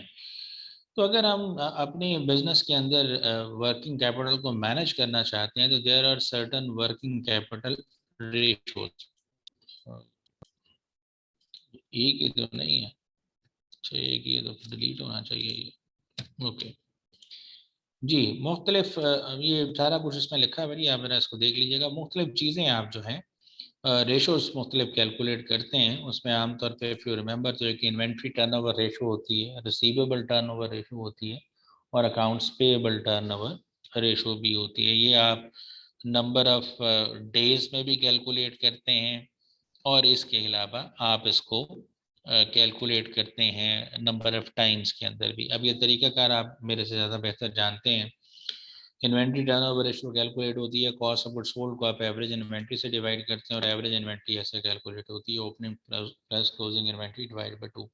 मैंने यहाँ पे एक एग्जांपल लिखी हुई है कि 100,000 हमारी कॉस्ट ऑफ सेल है, 20,000 इन्वेंट्री है, तो अगर इन्वेंट्री टर्नओवर रेशियो की बात करें तो ये 5 टाइम्स है, ऐसे ही है जी। और अगर फर्ज कर लें कि इन्वेंट्री की जो बिजनेस का जो इन्वेंट्री है वो, जस्ट अ मिनट जी, हेलो सॉरी, अच्छा जी, अगर बिजनेस के इन्वेंट्री मैंने चेंज कर दी, यहाँ पे देखें, अगर 1 लाख के हमारे कॉस्ट ऑफ सेल्स है और इन्वेंट्री मैंने कम कर दी 10,000, तो ये रेशो 10 टाइम्स पे चली गई। मेरा सवाल आपसे ये है, बिजनेस के अंदर इन्वेंट्री में चेंज जो है साल के अंदर 5 टाइम्स आना बेहतर है या 10 टाइम्स आना बेहतर है? इन्वेंट्री टर्नओवर से मुराद number of times inventory has changed over the period of time. बताएं, इन्वेंट्री में चेंज 5 टाइम्स आना बेहतर है या 10 टाइम्स आना बेहतर है? 10 times, sir. 10 टाइम्स। क्यों? कि 5 टाइम्स से मुराद ये है कि जनाब आप पूरे साल के अंदर इन्वेंट्री बाइंग सेलिंग दोनों, इन्वेंट्री में चेंज बाइंग की वजह से भी होता है और सेलिंग की वजह से भी, वो सिर्फ 5 टाइम्स आता है। और वैसे अगर 10 टाइम्स आएगा तो ये और फ्रीक्वेंट होगा, बल्कि इससे भी ज़्यादा फ्रीक्वेंट चेंज आना चाहिए। तो हम इसको नंबर ऑफ डेज में भी कैलकुलेट कर सकते हैं। नंबर ऑफ डेज में कैलकुलेट करने का तरीका का, ये रेशियो जो नंबर ऑफ टाइम्स में निकाली है, डेज एंड ईयर को इन्वेंट्री टर्नओवर इन टाइम से डिवाइड कर दें। साल के अंदर आपके दिन कितने होते हैं आप माशाल्लाह जानते हैं, 365, और आप डिवाइड कर दें 5 टाइम्स के साथ, तो ये 73 डेज बनते हैं। यानी 73 डेज इन्वेंट्री में पैसा फंसा रहता है। अगर 10 टाइम्स टर्नओवर हो तो पैसा 37 डेज फंसा रहता है। तो विच इज़ बेटर, क्या बेटर है कि 37 दिनों के बाद इन्वेंट्री में चेंज आए या आपका 73 दिनों के बाद इन्वेंट्री में चेंज आए? 37 days के बाद। 37 रादर, इससे भी कम टाइम के अंदर चेंज है तो वो ज़्यादा बेहतर है। इसी रेशो को बजाय इसके कि पहले टर्नओवर इन टाइम्स और डेज में अलग से कैलकुलेट करें, डायरेक्टली भी कैलकुलेट किया जा सकता है। इन्वेंट्री टर्न जो आपका इन्वेंट्री टर्नओवर डायरेक्टली डेज निकाला जा सकता है। एवरेज इन्वेंट्री को डेज इन ईयर से मल्टीप्लाई कर दें और कॉस्ट ऑफ सेल से डिवाइड कर दें। आप करके देख लें, ये रिजल्ट निकलते हैं। तो ये 73 और 36 डेज डायरेक्टली भी निकाला जा सकता है। फाइन। इसी तरीके से ये रिसीवेबल टर्नओवर रेशियो है। क्रेडिट सेल्स को अकाउंट्स रिसीवेबल एवरेज से डिवाइड करते हैं। ये जैसे मैंने टाइम्स में निकाला है, अगेन रिसीवेबल में ज़्यादा दफ़ा चेंज आना बेहतर है या कम दफ़ा चेंज आना? बड़ा मुश्किल सवाल पूछ लिया मैंने। रिसीवेबल्स में जितना ज़्यादा चेंज आएगा, अगर नहीं समझ आ रही तो उसको डेज में कन्वर्ट कर लें जनाब। नंबर ऑफ डेज में अगर कैलकुलेट करना है तो रिसीवेबल टर्नओवर जो इन टाइम्स आपने निकाला है उसको आप एवरेज डेज इन ईयर से डिवाइड कर दें। Days in year 122 sorry 365 3 time से डिवाइड करें तो 122 दिन, यानी आपको रिसीवेबल से पैसा 122 दिन के बाद मिलता है। अगर ये इसको ये 5 टाइम्स एक इसी डाटा का निकाला हुआ तो 73 टाइम, तो विच इज़ बेटर, पैसा जल्दी मिले या लेट मिले? तो जितना जल्दी मिलेगा वो बेहतर जल्दी होता मिलेगा। है जी। तो इसका मतलब ये डायरेक्टली, अगेन ये डायरेक्टली भी कैलकुलेट किया जा सकता है, आप कैलकुलेट कर सकते हैं। तो like wise payable turnover ratio है, क्रेडिट परचेजेस को एवरेज पेएबल से डिवाइड करते हैं 3.46 टाइम, और अगर इसको नंबर ऑफ डेज में कन्वर्ट करते हैं तो ये 105 डेज बनता है। तो अब अगेन ये बताएं कि क्या बेहतर होता है बिजनेस के अंदर? पैसे आने की बात करें तो हमारी दिली ख्वाहिश है कि जल्द से जल्द आ जाए। चीज़ें बिकने की बात करें तो हम चाहते हैं जल्द से जल्द बिक जाएं, और अगर पे करने की बारी हो तो हम ये भी चाहते हैं कि जल्द से जल्द लोगों को पैसा पे कर दें। नहीं नो सर, सर। लेट पे करें। वो हम हमारी दिली ख्वाहिश होती है कि पे ही ना करना पड़े पहली, लेकिन अगर पे करना पड़ जाए तो जितना मैक्सिमम लेट हो सकता है उतना उसको लेट कर लें। ऐसे ही है। सर बड़ा अच्छा जी। तो इन्हीं 3 रेशोज की बुनियाद पे हम ये कैलकुलेट करते हैं, जैसे कैश कन्वर्जन साइकिल का नाम देते हैं। इन्वेंट्री होल्डिंग पीरियड, यानी पैसा आप बिजनेस में इन्वेस्ट करते हैं या चीज़ें बनाते हैं तो बनाने के बाद फौरी तौर पे आपको रेवेन्यू जनरेट नहीं हो जाता, पैसा आपका आपका लगाया हुआ पैसा फौरी वापस नहीं मिलता।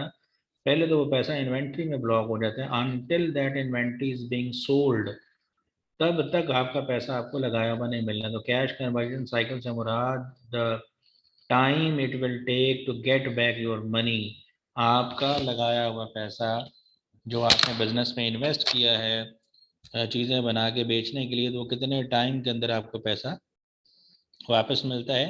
तो पहले तो पैसा वो इन्वेंट्री में जाएगा जी। तो कैश कन्वर्जन साइकिल कैलकुलेट करने के लिए पहले इन्वेंट्री होल्डिंग पीरियड है, इन्वेंट्री में 73 दिन आपका पैसा फंसा रहता है और रिसीवेबल्स में 122 दिन पैसा फंसा रहता है। तो अगर आप इसको कर लें 73 और 122 ऐड कर लें तो 195।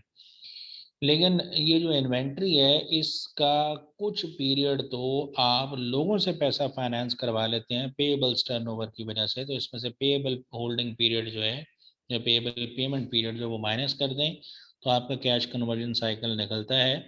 यानी इट विल टेक 90 डेज कि आप बिजनेस में पैसा इन्वेस्ट करते हैं, चीज़ें बनाते हैं, चीज़ें बनेंगी तो पहले चीज़ें पैसा आपका लगाया हुआ इन्वेंट्री में ब्लॉक हो जाएगा, इन्वेंट्री से निकलेगा तो वो पैसा रिसीवेबल्स में ब्लॉक हो जाएगा, रिसीवेबल्स से निकलेगा तो कैश में कन्वर्ट होके आपके पास आएगा। तो जो इन्वेंट्री और रिसीवेबल होल्डिंग पीरियड्स हैं, रिसीवेबल कलेक्शन पीरियड है, इनको ऐड कर लें और इसमें से पेमेंट पीरियड जो है एवरेज वो माइनस कर दें।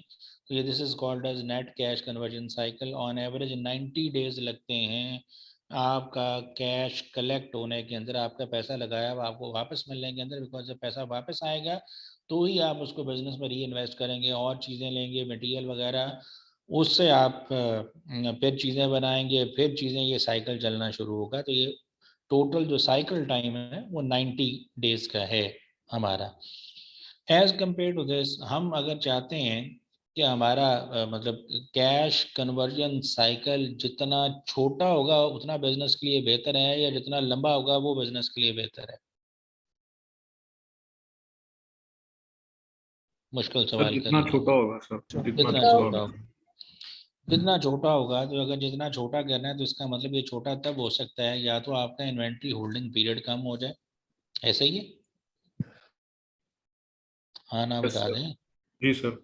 या तो इन्वेंट्री होल्डिंग पीरियड कम हो जाए या रिसीवेबल कलेक्शन पीरियड कम हो जाए। मैं मिसाल ले लेता हूँ, ये 73 है, 50 दिन हो जाए, ऐसा ही है।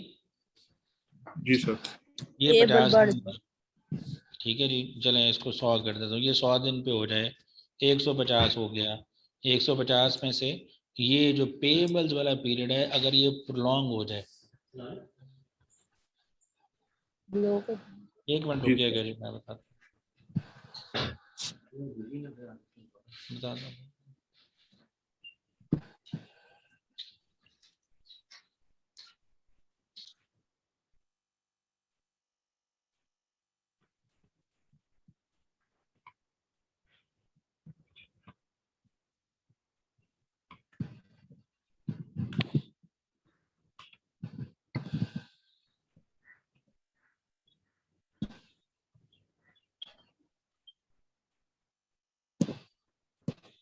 कलेक्टिव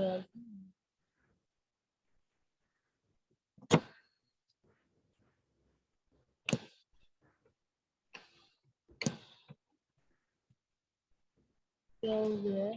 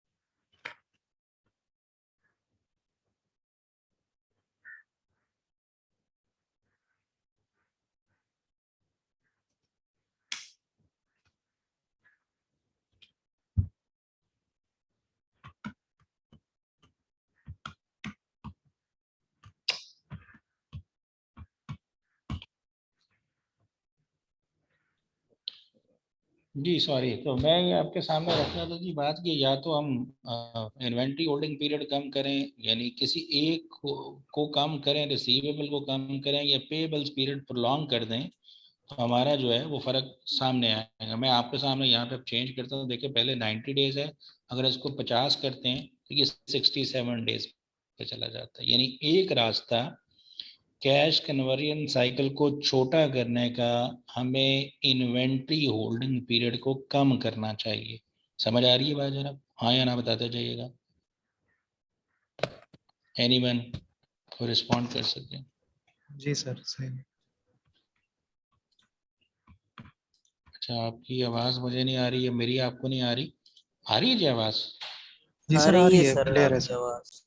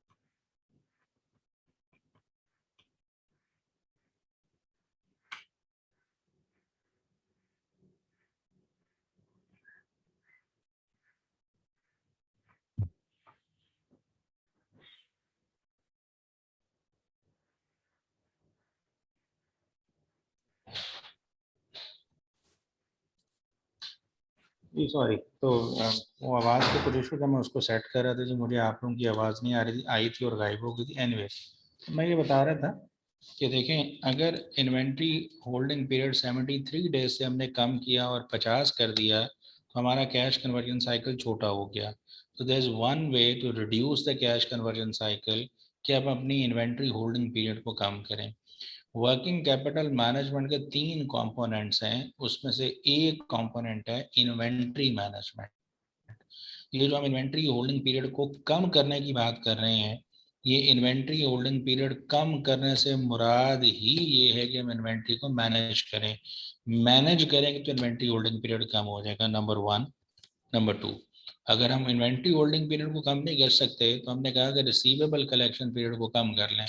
लेट्स सपोज मैंने 100 डेज कर दिया, तो हमारा रिसीवेबल कलेक्शन पीरियड कम हो सकता है। अगर कम होगा तो हमारा कैश कन्वर्जन साइकिल जो है वो छोटा हो सकता है। तो दूसरा तरीकाकार रिसीवेबल्स मैनेजमेंट है कि हम रिसीवेबल्स को मैनेज करें। रिसीवेबल्स को मैनेज करेंगे तो हमारा जो कैश कन्वर्जन साइकिल है वो छोटा हो सकता है। नंबर 3, हम पेमेंट पीरियड को प्रोलॉन्ग कर दें। 105 दिन है, फर्ज कर ले हम इसको 120 दिन पे ले जाते हैं तो भी ये कम हो सकता है। सो पेएबल्स मैनेजमेंट की बात है। तो अगर पेएबल्स मैनेज करेंगे तो आप ये अचीव कर सकते हैं। 3 तरीके आपके सामने आए, या तो इन्वेंट्री मैनेज करें, या रिसीवेबल्स को मैनेज करें, या पेएबल्स को मैनेज करें। तो primarily you want to reduce your cash conversion cycle. ये कैश कन्वर्जन साइकिल कम करने के लिए आपको इन 3 कामों को करने की ज़रूरत है, जो कि इंडिपेंडेंट आपके अलग अलग टॉपिक्स हैं, जिसमें इन्वेंट्री मैनेजमेंट, रिसीवेबल और पेएबल मैनेजमेंट है। इसमें जो मोस्ट इंपॉर्टेंट है वो इन्वेंट्री और कलेक्शन मैनेजमेंट ज़्यादा है, जिसमें से आमतौर पे फ्रीक्वेंटली पेपर में भी कुछ सवाल वगैरह पूछे जाते हैं। पेएबल पीरियड को मैनेज करने के हवाले से इतनी लंबी कोई बात नहीं है। मैं यहाँ पे दोबारा आपके सामने रख देता हूँ, इन्वेंट्री होल्डिंग पीरियड कम कैसे होता है, ये उसके सामने भी लिखा हुआ है कि अगर आप 1 लाख रुपए की कॉस्ट ऑफ सेल है और 20,000 की इन्वेंट्री है, तो 5 टाइम या 73 दिन बनते हैं इन्वेंट्री होल्डिंग पीरियड। अगर आप इन्वेंट्री को कम कर दें, यानी 20,000 की बजाय कॉस्ट ऑफ सेल चाहे उतनी रहे, आपने इन्वेंट्री को कम कर दिया, 20 की बजाय 10,000 पे ले, अगर आप 10,000 पे इन्वेंट्री लेके आ गए हैं तो आपका जो इन्वेंट्री होल्डिंग पीरियड है वो कम हो गया है। तो दूसरे लफ्जों में, अगर आप इन्वेंट्री को कम कर देंगे, मैनेज कर लेंगे, मिनिमाइज कर लेंगे, तो आपका जो होल्डिंग पीरियड है इन्वेंट्री का वो कम होगा। और आसान हो रही है जरा।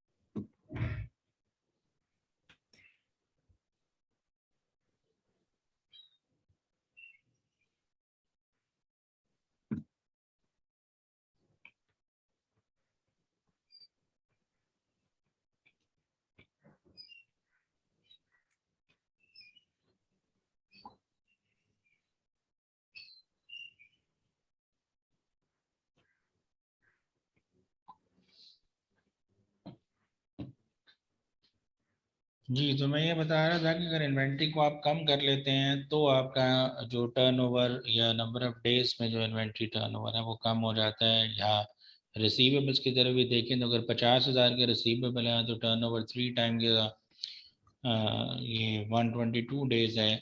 या अगर हम इसको 30,000 यानी इन्वेंट्री को रिसीवेबल्स को कम करते हैं तो हमारा 73 दिनों पे चला जाता है। तो इसका मतलब अगेन अगर आप कम करना चाहते हैं कलेक्शन पीरियड को तो आपको रिसीवेबल्स को कम करने की ज़रूरत है, रिसीवेबल्स को मैनेज करने की ज़रूरत है। तो ये अलग-अलग 3 कंपोनेंट्स हैं, इन्वेंट्री मैनेजमेंट, रिसीवेबल्स मैनेजमेंट और इसके अलावा पेएबल्स मैनेजमेंट। तो जैसे मैंने बताया कि सबसे पहला जो मेन इम्पॉर्टेंट है वो इनफैक्ट आपका इन्वेंट्री मैनेजमेंट के हवाले से चीज़ है जिसको आपको अंडरस्टैंड करने की ज़रूरत है। जी, ये वही चीज़ तो पीछे मैं एक्सप्लेन कर रहा था कि यहाँ पे इस एक्सेल फाइल में आपको नज़र आ रही है। रिसीवेबल्स अगर आप इन्वेंट्री को मैनेज करते हैं तो आपके पास इन्वेंट्री मैनेजमेंट है। अगर आप होल्डिंग पीरियड इन्वेंट्री का वैसे ही रहने देते हैं, रिसीवेबल्स के पीरियड को कम करते हैं तो रिसीवेबल्स मैनेजमेंट है। और अगर पेबल्स के पीरियड को मैनेज करने की कोशिश करते हैं तो पेबल हमारा ऑब्जेक्टिव इनफैक्ट अगेन यही है कि हम कैश कन्वर्जन साइकिल को कम से कम कर सकें। तो पहला पार्ट इसमें से जो कि इन्वेंट्री मैनेजमेंट है उसको अभी डिस्कस करते हैं। और बिफोर दैट अगर कोई सवाल है किसी के जहन में ये बात पूछना चाह रहे हैं तो आप पूछ लें। सर मेरा एक क्वेश्चन है लेकिन वो पेएबल मैनेजमेंट से है। ओके फाइन, चलो मैं पहले इसको इन्वेंट्री रिसीवेबल्स को ओवरव्यू कर लेता हूँ, पेबल्स पे बात करते हैं तो फिर आप अपना सवाल ज़रूर रेज कर लीजिएगा। फाइन। ओ जी, तो आइडियली मैंने यहाँ पे जैसे एग्जांपल के तौर पे लिखा हुआ है, आइडियली अगर आप देखिए कम से कम करना चाहते हैं जो आपका कैश कन्वर्जन साइकिल है तो भाई आइडियली तो ये है कि आप इन्वेंट्री को ज़ीरो कर दें। इन्वेंट्री होल्डिंग पीरियड ज़ीरो करने से मुराद अब just in time inventory system की तरफ मूव कर जाएं। फाइन जी, ये सुना हुआ आपने just in time inventory system. Just in time inventory system से मुराद ये है कि आप कोई भी इन्वेंट्री मेंटेन नहीं कर रहे, ना रॉ मटेरियल की, ना फिनिश गुड्स की, ना वर्क इन प्रोसेस की। आप प्रोडक्शन स्टार्ट करते हैं जब आपको ऑर्डर मिलता है, आप उस वक्त प्रोडक्शन प्लान बनाते हैं, मटेरियल जो चाहिए वो लेके आते हैं, उससे प्रोडक्शन करते हैं और प्रोडक्शन करने के बाद आप उसको सेल कर देते हैं। राइट, तो इसका मतलब आप चीज़ ना तो रॉ मटेरियल की इन्वेंट्री आपके पास मौजूद है, ना आपके पास वर्क इन प्रोसेस की जो कि चीज़ बनी और साथ ही आपने सेल कर दी, और ना इस तरह आपके पास कोई फिनिश गुड्स की इन्वेंट्री मौजूद है। तो वर्क इन प्रोसेस की भी नहीं है, रॉ मटेरियल की भी नहीं है और फिनिश गुड्स की भी नहीं है। तो जो किसी तरह की इन्वेंट्री नहीं है, इन्वेंट्री होल्डिंग पीरियड वैसे ही ज़ीरो है। तो आपका जो कैश कन्वर्जन साइकिल है वो जितना कम हो सकता है उतना ही नुकसान उठाना पड़ेगा। सॉरी, उतना ही आपका अगर ज़ीरो हो जाएगा तो आपको इन्वेंट्री जो कैश कन्वर्जन साइकिल है उतना ही आपका कम हो जाएगा। बट ऑन द साइड अगर हम ये समझते हैं कि हम inventory just in time system को फॉलो नहीं कर सकते, दे आर मैनी चैलेंजेस जो कि हमारे यहाँ अगर हम जस्ट इन टाइम सिस्टम को इम्प्लीमेंट करने की बात करें तो सप्लायर्स का रिलायबल रादर अल्ट्रा रिलायबल होना ज़रूरी है कि आपके मुंह से बात निकले जितना मटेरियल चाहिए वो एज इट इज़ इमीडिएटली आपको सप्लाई हो जाए और कोई प्राइस पे भी मोनोपोलिस्टिक पोजीशन ना हो उन साहब की जो आपसे ये बातें कर रहे हैं। तो इन सारी सूरत हाल के अंदर आपको अगर just in time system implement करना चैलेंजिंग नज़र आ रहा है तो फिर शायद आप इन्वेंट्री मिनिमाइज करने की बात करते हैं। चलें, जस्ट इन टाइम की तरफ नहीं जा सकते तो कम से कम इन्वेंट्री मैक्सिमम रखने की बजाय कम से कम इन्वेंट्री रखना शुरू कर दें। तो कम से कम अगर इन्वेंट्री रखनी है तो उसके लिए सबसे पहला जो पॉइंट हमारे सामने आता है कि हम जब नया परचेज ऑर्डर प्लेस करते हैं, नया ऑर्डर करते हैं, तो पहला सवाल ये व्हेन टू ऑर्डर, कब ऑर्डर किया जाए। हमारा ऑलरेडी स्टॉक जो है गोदाम में पड़ा हुआ है, माल भरा पड़ा है, इन्वेंट्री फुल है, हम अगला ऑर्डर प्लेस कर दें ये अप्रोप्रिएट नहीं होगा। We need to decide when to order, उसे हम री ऑर्डर लेवल कहते हैं। When to place another order, हम कब एक नया ऑर्डर प्लेस करें, पहली बात तो ये है। और दूसरी बात ये है कि कितना ऑर्डर करें। हम मिनिमम जितनी कब ऑर्डर करना है ये डिसाइड करें, और फिर कितनी क्वांटिटी ऑर्डर करें ये भी डिसाइड करें, जितना हमारा पूरे साल के अंदर, पूरे पीरियड के अंदर हमें मटेरियल रिक्वायर्ड है वो सारे का सारा आज ही खरीद कर रख लें। ये भी अक्लमंदी नहीं है।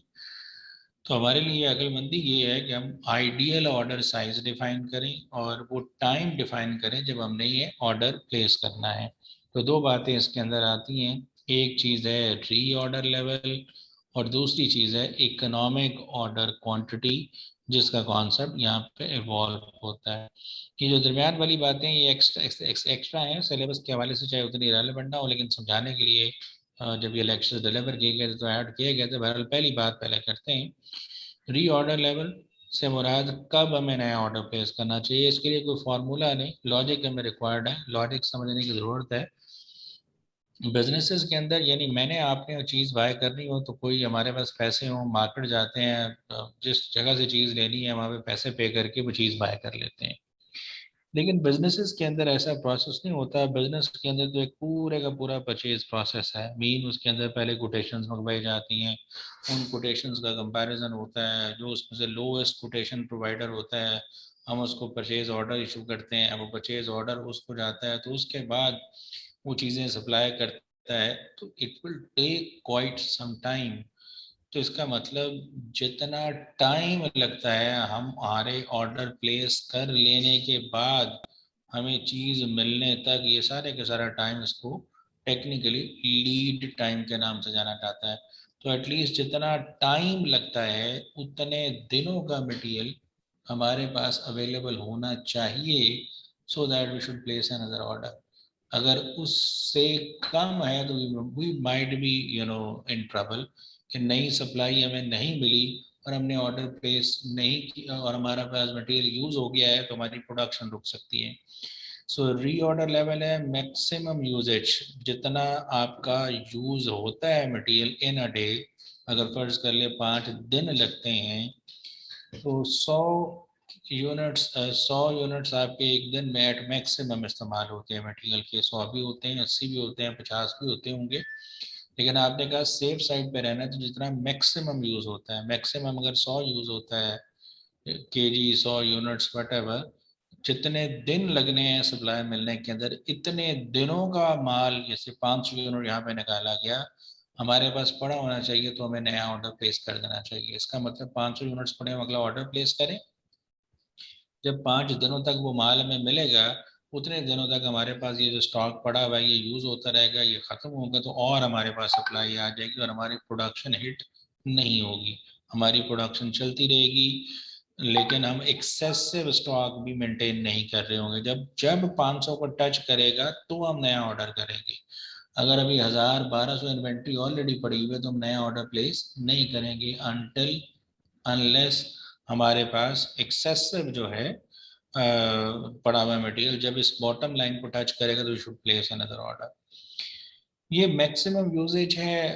हम मैक्सिमम यूजेज इसीलिए ले रहे हैं कि अगर मैक्सिमम किसी एक दिन इस्तेमाल हो जाए और हम मिनिमम यूजेज को बेस बनाते हुए इतने यूनिट्स हों, यानी अगर मिनिमम किसी एक दिन के अंदर 100 यूनिट्स की बजाय 50 यूनिट्स इस्तेमाल हुए हैं तो हमने कहा 50 यूनिट्स मल्टीप्लाइड बाय 5 यानी 250 यूनिट्स पड़े हो तो ऑर्डर प्लेस कर दें।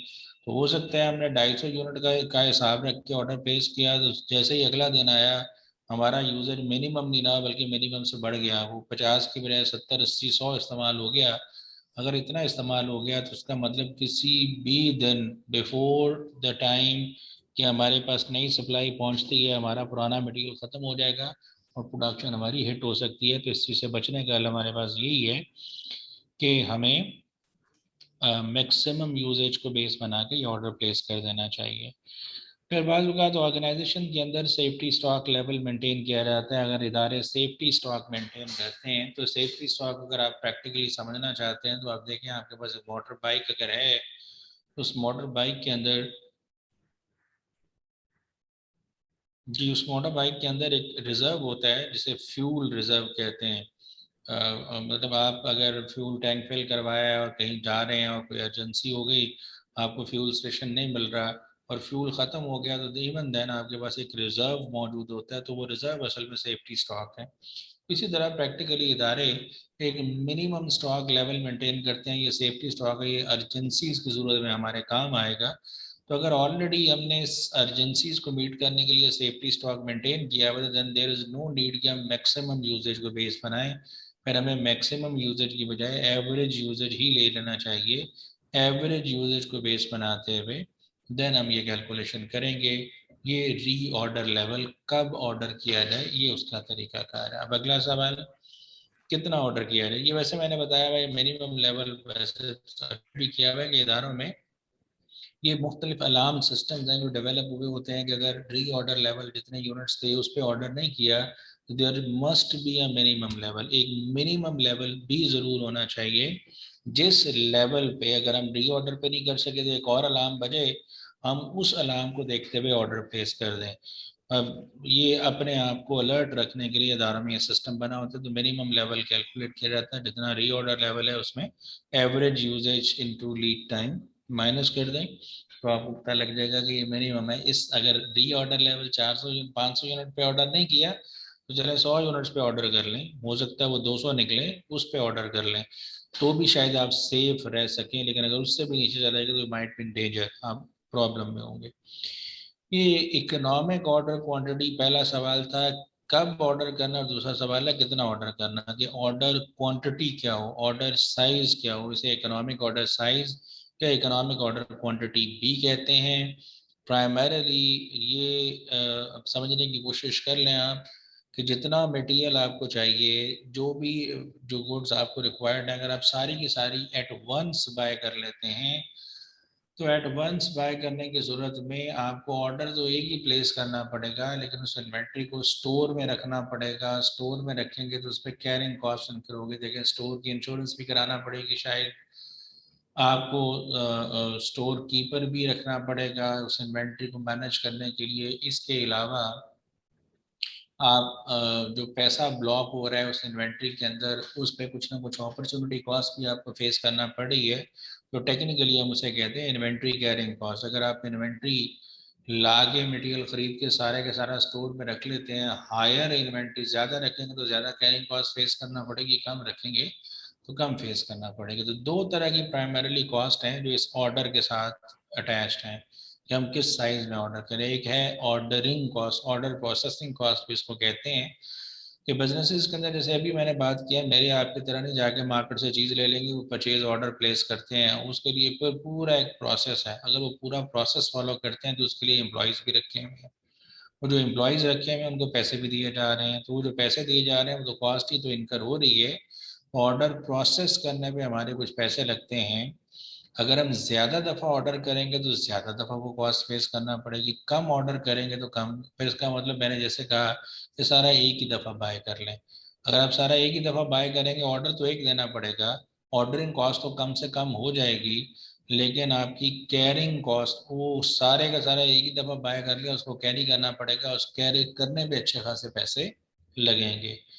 दूसरी तरफ अगर आप ये कहते हैं कि कैरिंग कॉस्ट को कम कर लें, तो कैरिंग कॉस्ट को कम करने के लिए ये है कि आप फिर इन्वेंट्री में तो रखें ही ना, आप जैसे ही चीज़ें आएँ उनको यूज़ करना शुरू कर दें, तो इसका मतलब उसके लिए तो आपको बार बार ऑर्डर प्लेस करना पड़ेगा। कैरिंग कॉस्ट तो कम से कम हो जाएगी लेकिन ऑर्डरिंग कॉस्ट एट मैक्सिमम बहुत ज़्यादा हो जाएगी। तो आइडियल लेवल ये है जहाँ पे ऑर्डरिंग और कैरिंग कॉस्ट इक्वेट कर जाए, बराबर हो जाए, उसे हम इकोनॉमिक ऑर्डर साइज कहते हैं।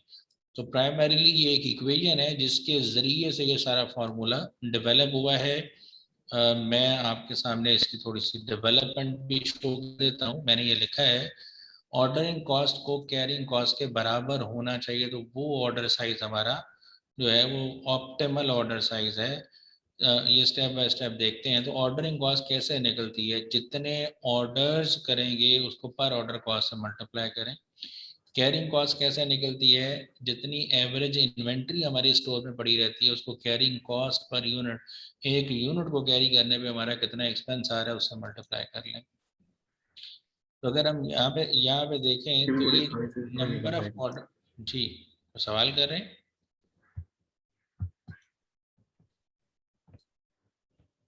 अहमद मुस्तफा साहब को सवाल कर रहे हैं। अच्छा ओके फाइन जी। तो नंबर ऑफ ऑर्डर्स कैसे निकलते हैं? देखिए साल के अंदर जितना आपको मटेरियल रिक्वायर्ड है उसको आप ऑर्डर साइज से डिवाइड कर दें। ये एनुअल रिक्वायरमेंट लिखा हुआ है, जितनी पूरे साल में हमें मटेरियल चाहिए उसको जो हम जिस और साइज में हम बाय कर रहे हैं उससे डिवाइड कर दें तो नंबर ऑफ ऑर्डर्स निकल आएगा। उसको पर ऑर्डर कॉस्ट से मल्टीप्लाई कर लें। इक्वेशन की दूसरी साइड पे एवरेज इन्वेंट्री कैसे निकलती है? जितना ऑर्डर साइज है हमारा वो सारे का सारा तो स्टोर में नहीं पड़ा रहना, उस एवरेज से मुराद ऑन एवरेज कितना हमारा इन्वेंट्री में रहता है तो बाय 2 से डिवाइड कर लें तो हमारा एवरेज इन्वेंट्री निकलता है इनटू कैरिंग कॉस्ट। फाइन। अब इसको रीअरेंज किया जा रहा है। ये जो 2 उधर आपका डिवाइड हो रहा है ये हम इधर ला के इक्वेशन के इस तरफ मल्टीप्लाई कर रहे हैं। ये 2 डिवाइड हो रहा था, इधर आके मल्टीप्लाई हुआ तो बना 2 इंटू एनुअल रिक्वायरमेंट जी। और ये जो ऑर्डर साइज इधर डिवाइड हो रहा था हमने इसको दूसरी तरफ जाके मल्टीप्लाई कर दिया, यानी इधर से 2 डिवाइड हो रहा है वो इधर आके मल्टीप्लाई हो गया। ये ऑर्डर साइज इधर डिवाइड हो रहा है डिनोमिनेटर में है तो उधर जाके हमने मल्टीप्लाई कर दिया तो बना क्या 2 into annual requirement, order size उधर चला गया है इंटू पर ऑर्डर कॉस्ट और is equal to order size already यहाँ पे मौजूद है। एक और ऑर्डर साइज इधर अगर आके मल्टीप्लाई होगा तो ऑर्डर साइज स्क्वायर हो जाएगा। ये पावर का साइन दिया हुआ है, order size square multiplied by carrying cost. So 2 into annual requirement multiplied by per order cost और ये जो carrying cost इधर multiply हो रहा है इधर आके हमने divide कर दिया, divided by carrying cost is equal to order size square। अब अगर स्क्वायर को ख़त्म करना है तो इस तरफ स्क्वायर रूट ले लें और इस तरफ भी स्क्वायर रूट ले लें तो ऑर्डर साइज का स्क्वायर रूट लेंगे तो स्क्वायर ख़त्म हो जाएगा, बाकी क्या बचा ऑर्डर साइज। और इधर जो ये सारा है इसके ऊपर स्क्वायर रूट आ गया जो क्या है 2 into annual requirements into per order cost divided by carrying cost. ये सारी जो डेरिवेशन है ये उस फॉर्मूले की मौजूद है। इसको अप्लाई करते हुए हम इकोनॉमिक ऑर्डर साइज निकाल सकते हैं। सो 2 चीज़ें, व्हेन टू ऑर्डर कब ऑर्डर किया जाए और दूसरा कितना ऑर्डर किया जाए। आप बेतहाशा ऑर्डर कर दें ये आपके लिए इकोनॉमिकल नहीं होगा। इकोनॉमिकल तो कब होगा जब ये ऑर्डरिंग और कैरिंग कॉस्ट इक्वेट कर दिए और उसकी बुनियाद पे ये फार्मूला बने। अब आप कोई भी डाटा इसमें अप्लाई कर लें, किसी भी डाटा को अप्लाई करेंगे तो जो इकोनॉमिक ऑर्डर साइज इस फार्मूले से निकला है वही इकोनॉमिकल होगा। इससे हटके कोई और ऑर्डर साइज आपके लिए इकोनॉमिकल नहीं होगा। बात समझ पाए?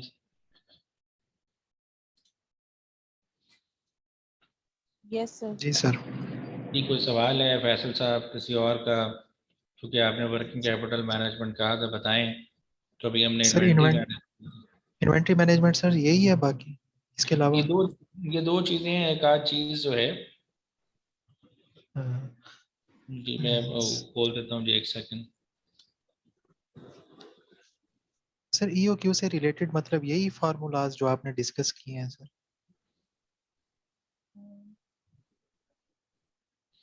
जी सर जी। सर ईओक्यू से रिलेटेड मतलब ये इन्वेंट्री मैनेजमेंट जी जी इसमें क्या पूछ रहे हैं? इसमें सर यही फार्मूलाज हैं जो आपने डिस्कस जी किए हैं सर? यही है बस इसमें और जो चीज़ हो सकती है मैं आपके सामने रख देता हूँ। इनफैक्ट मैंने अभी आपको बताया कि यही इकोनॉमिक ऑर्डर साइज होगा। चलिए एक सवाल सा किया हुआ सवाल को मैं आपके सामने रख देता हूँ। देखें ये 2 इंटू एनुअल रिक्वायरमेंट 10,000 है मल्टीप्लाइड बाय 10 डिवाइडेड बाय 2 यानी ऑर्डरिंग कॉस्ट 10 है और कैरिंग कॉस्ट 2 है। डिवाइड किया तो 316.22 ये हमारा ऑर्डर साइज है। अब अगर फर्ज कर लें ये आपका कोई लिक्विड है, कोई ऐसी क्वांटिटी है जो पॉइंट्स में भी मिल सकती है यानी बाय पार्ट्स में मिल सकती है, फिर तो यही ऑर्डर साइज है आपका। अदरवाइज अगर आप नंबर ऑफ यूनिट्स की बात कर लें तो शायद वो इतना नहीं होता, वो तो पूरा पूरा यूनिट होता है या 316 होगा या 317 होगा। हम for the time being simplicity के लिए ये ज्यूम कर लेते हैं चलें ये बाय पार्ट्स में मिल सकती है तो हमारा ये ऑर्डर साइज है। फाइन। इसको प्रूव कर रहा हूँ मैं और प्रूव करने के बाद मैं कुछ और चीज़ें आपको बताता हूँ। अच्छा ये हमने प्रूव अगर करना है तो ये ऑर्डर साइज है, ये नंबर ऑफ ऑर्डर्स मैंने निकाले हैं। हमारी एनुअल डिमांड जो है वो 10,000 की है। ये फार्मूला लगा हुआ है 10,000 को 31,316.22 से डिवाइड किया, ये नंबर ऑफ ऑर्डर्स निकला है।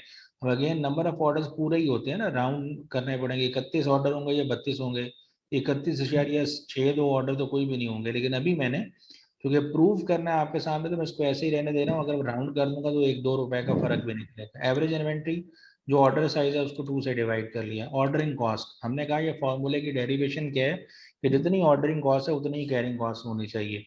और ऑर्डरिंग कॉस्ट कैसे निकाली? फॉर्मूले के अंदर भी नंबर ऑफ ऑर्डर्स को पर ऑर्डर कॉस्ट से मल्टीप्लाई किया। नंबर ऑफ ऑर्डर्स आपके कितने हैं? 31, और पर ऑर्डर कॉस्ट जो है वो 10 रुपए की है, ये आपको सवाल में दी गई है। कैरिंग कॉस्ट आपकी 2 रुपए है पर यूनिट, आपकी एवरेज इन्वेंट्री 158 है, इसको 2 से मल्टीप्लाई कर लें तो ये अगर गौर करें 316 टोटल 632 बनता है, ये मिनिमम है और ये आपस में बराबर है as compare to some other order size. मैंने अपने तौर पे इमेजिन किया कि अगर हम 200 का ऑर्डर साइज कर दें, यानी किस ऑर्डर साइज से कम, अगर 200 का ऑर्डर साइज कर दें, 10,000 यूनिट्स ऑर्डर करने हैं, 200 साइज होगा तो 50 ऑर्डर करने पड़ेंगे। 200 का ऑर्डर साइज है, एवरेज इन्वेंट्री 100 हो जाएगी। आप ऑर्डरिंग कॉस्ट निकालें, ऑर्डरिंग कॉस्ट 50 ऑर्डर है, सिर्फ 10 करें तो ऑर्डरिंग कॉस्ट 500 बन गई। कैरिंग कॉस्ट आपकी एवरेज इन्वेंट्री 100 है, 2 से मल्टीप्लाई कर लें, एवरेज इन्वेंट्री बन गई 200।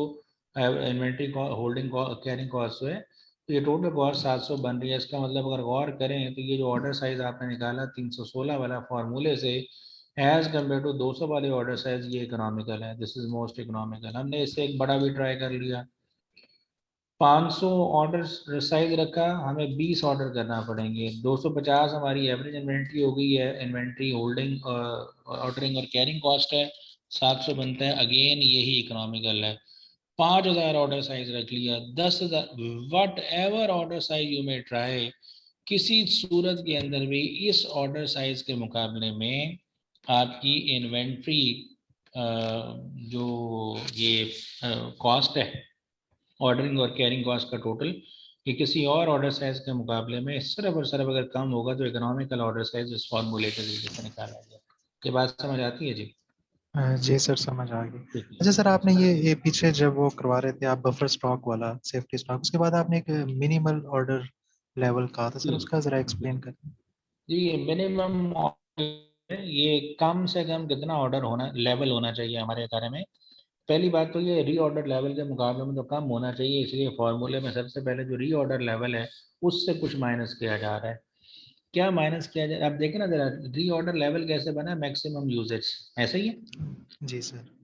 तो maximum usage into lead time में से average usage into lead time minus कर रहे हैं। मैक्सिमम में से एवरेज यूजेज माइनस कर देंगे तो बाकी क्या बचेगा? मिनिमम ही बचेगा। ठीक है सर, सही। समझ आ रही है लॉजिकली? जी, मतलब ये ज्यादा मतलब सिक्योर होने के लिए, हाँ, ये ये ज्यादा कंपनी पे सिक्योर डिपेंड। नहीं होने, नहीं, ये ज्यादा सिक्योर होने के लिए नहीं है। आप अगर मोटर बाइक इस्तेमाल करते हैं या गाड़ी कोई भी ऑटोमोबाइल देखें, उस पर स्पीडोमीटर है या नहीं है जनाब? जी सर, है। अच्छा, उस स्पीडोमीटर के अंदर 3 जोन नजर आ रहे होते हैं। एक है ग्रीन जोन, जी सर। एटलीस्ट अगर आपको गाड़ी में ना देखे तो मोटर बाइक में देख ले, जी ग्रीन सर। जोन है, यानी जी स्पीड सर। में चलाते जाएंगे तो कोई मसला नहीं है। उससे आगे जाते तो येलो जोन आ जाता है, जी सर। और उससे ऊपर चले जाएंगे तो जनाब रेड जोन। आप स्पीडोमीटर को जाके गौर से देखिएगा, वो ये थ्रेश होल्ड बता रहा है कि जनाब इससे आगे जाएंगे तो you will be in danger. तो मैं ये बता रहा हूँ, इदारे के अंदर हमने मुख्तलिफ अलार्म सेट करने हैं। हमने एक अलार्म सेट किया जनाब, जैसे आप सुबह उठने के लिए सेट कर रहे हैं कि 500 यूनिट पे एक अलार्म बज जाए जनाब, ऑर्डर प्लेस कर लो। फर्ज कर लेंगे हमसे स्किप हो गया, भूल गए हम, जी जी, ठीक है, सही। हम भूल गए, तो क्या कोई और अलार्म बजना चाहिए हमारे लिए या नहीं बजना चाहिए? होना चाहिए सर।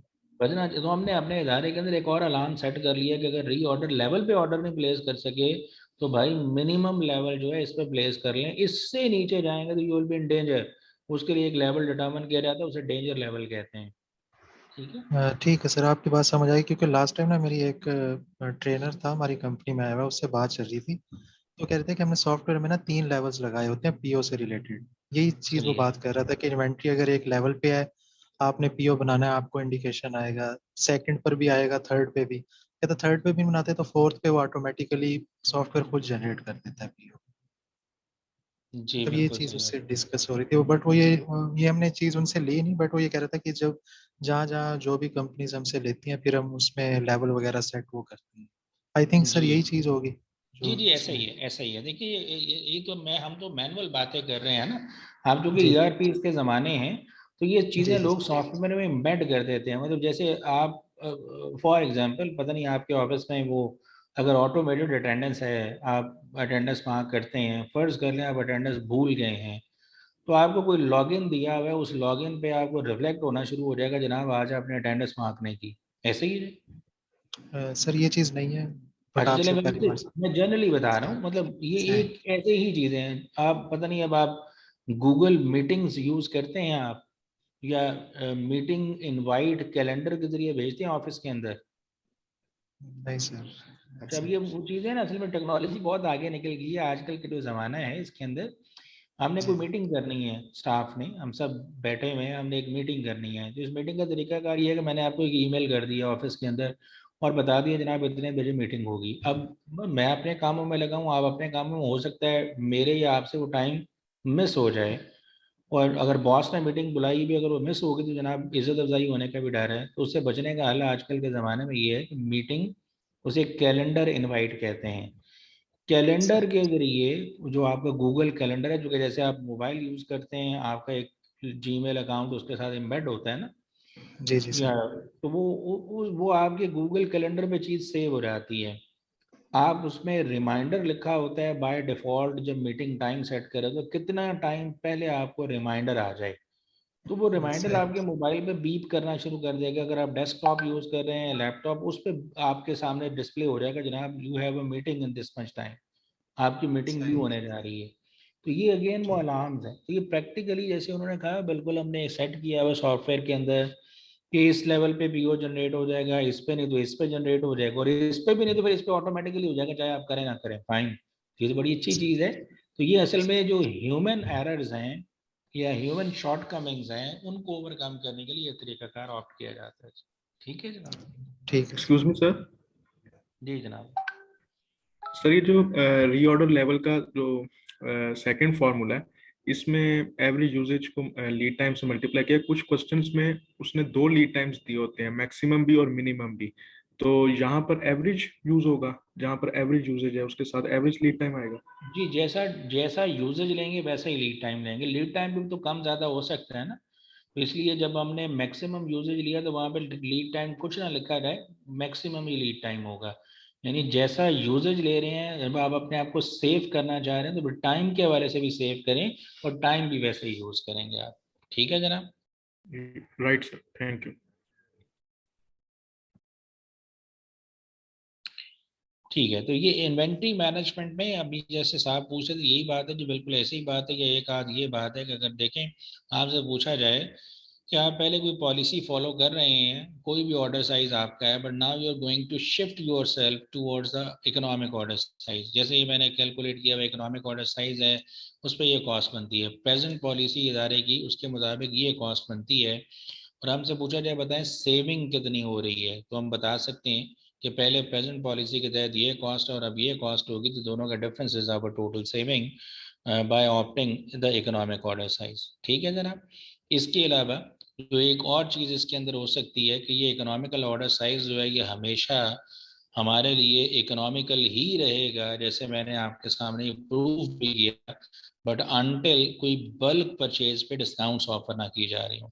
जैसे अभी ये 11 ऑर्डर साइज है, और 20 वाला ऑर्डर साइज में जहाँ से प्रेजेंट पॉलिसी का उड़ा, तो 20 वाला ऑर्डर साइज पे हमें साथ ये मिल जाए कि अगर आप 20 ऑर्डर साइज रखेंगे तो आपको परचेज प्राइस के अंदर डिस्काउंट मिलेगी।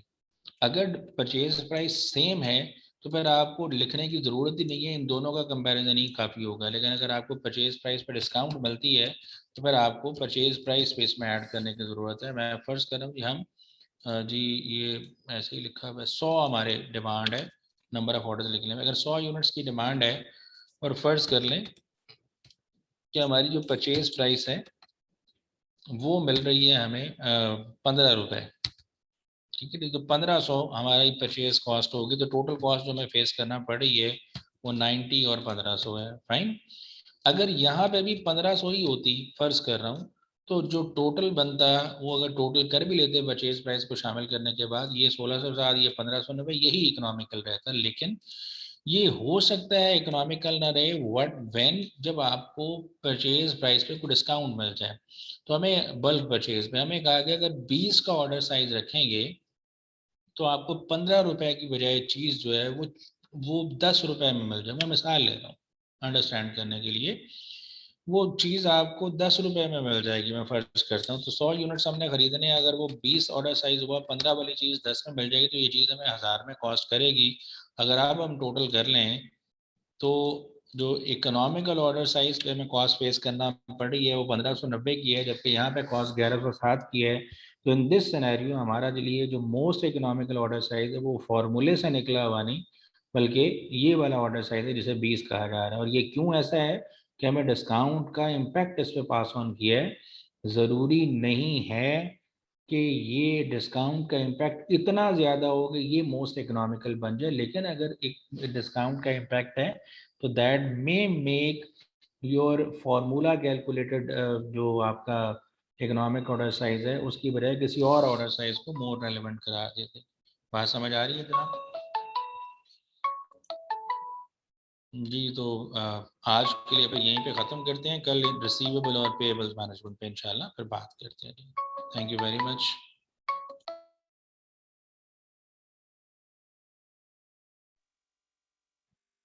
सर कल क्लास है, सर कल क्लास है। Excuse me sir.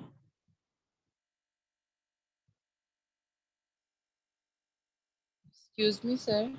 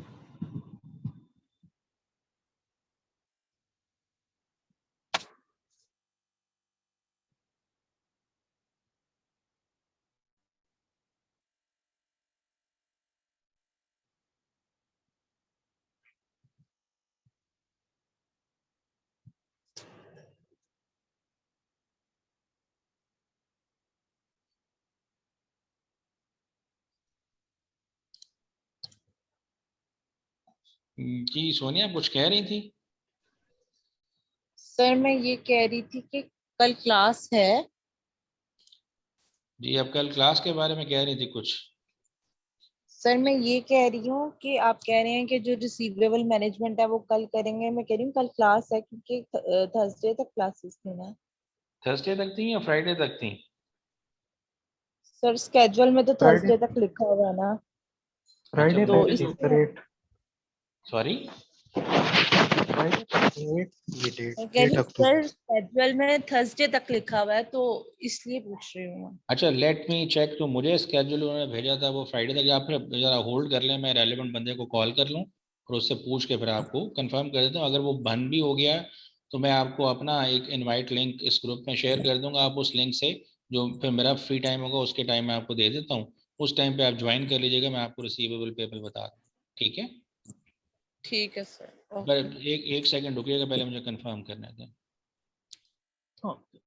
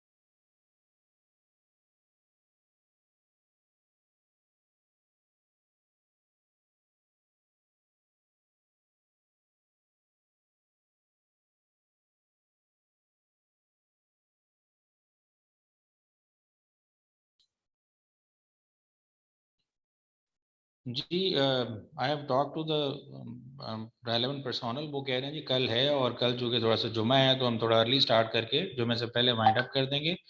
तो कल होगी 11:30 बजे वो कह रहे हैं। तो आप ग्रुप में भी बता दें बाकी लोगों को, जो लोग ज्वाइन करना चाहते हैं वो कल कर लेंगे इंशाल्लाह। कल फिर इन दोनों चीज़ों को डिस्कस कर लेंगे, कोई आपकी क्यूरी हुई तो उसको भी डिस्कस कर लेंगे। ठीक है जी, थैंक यू वेरी मच।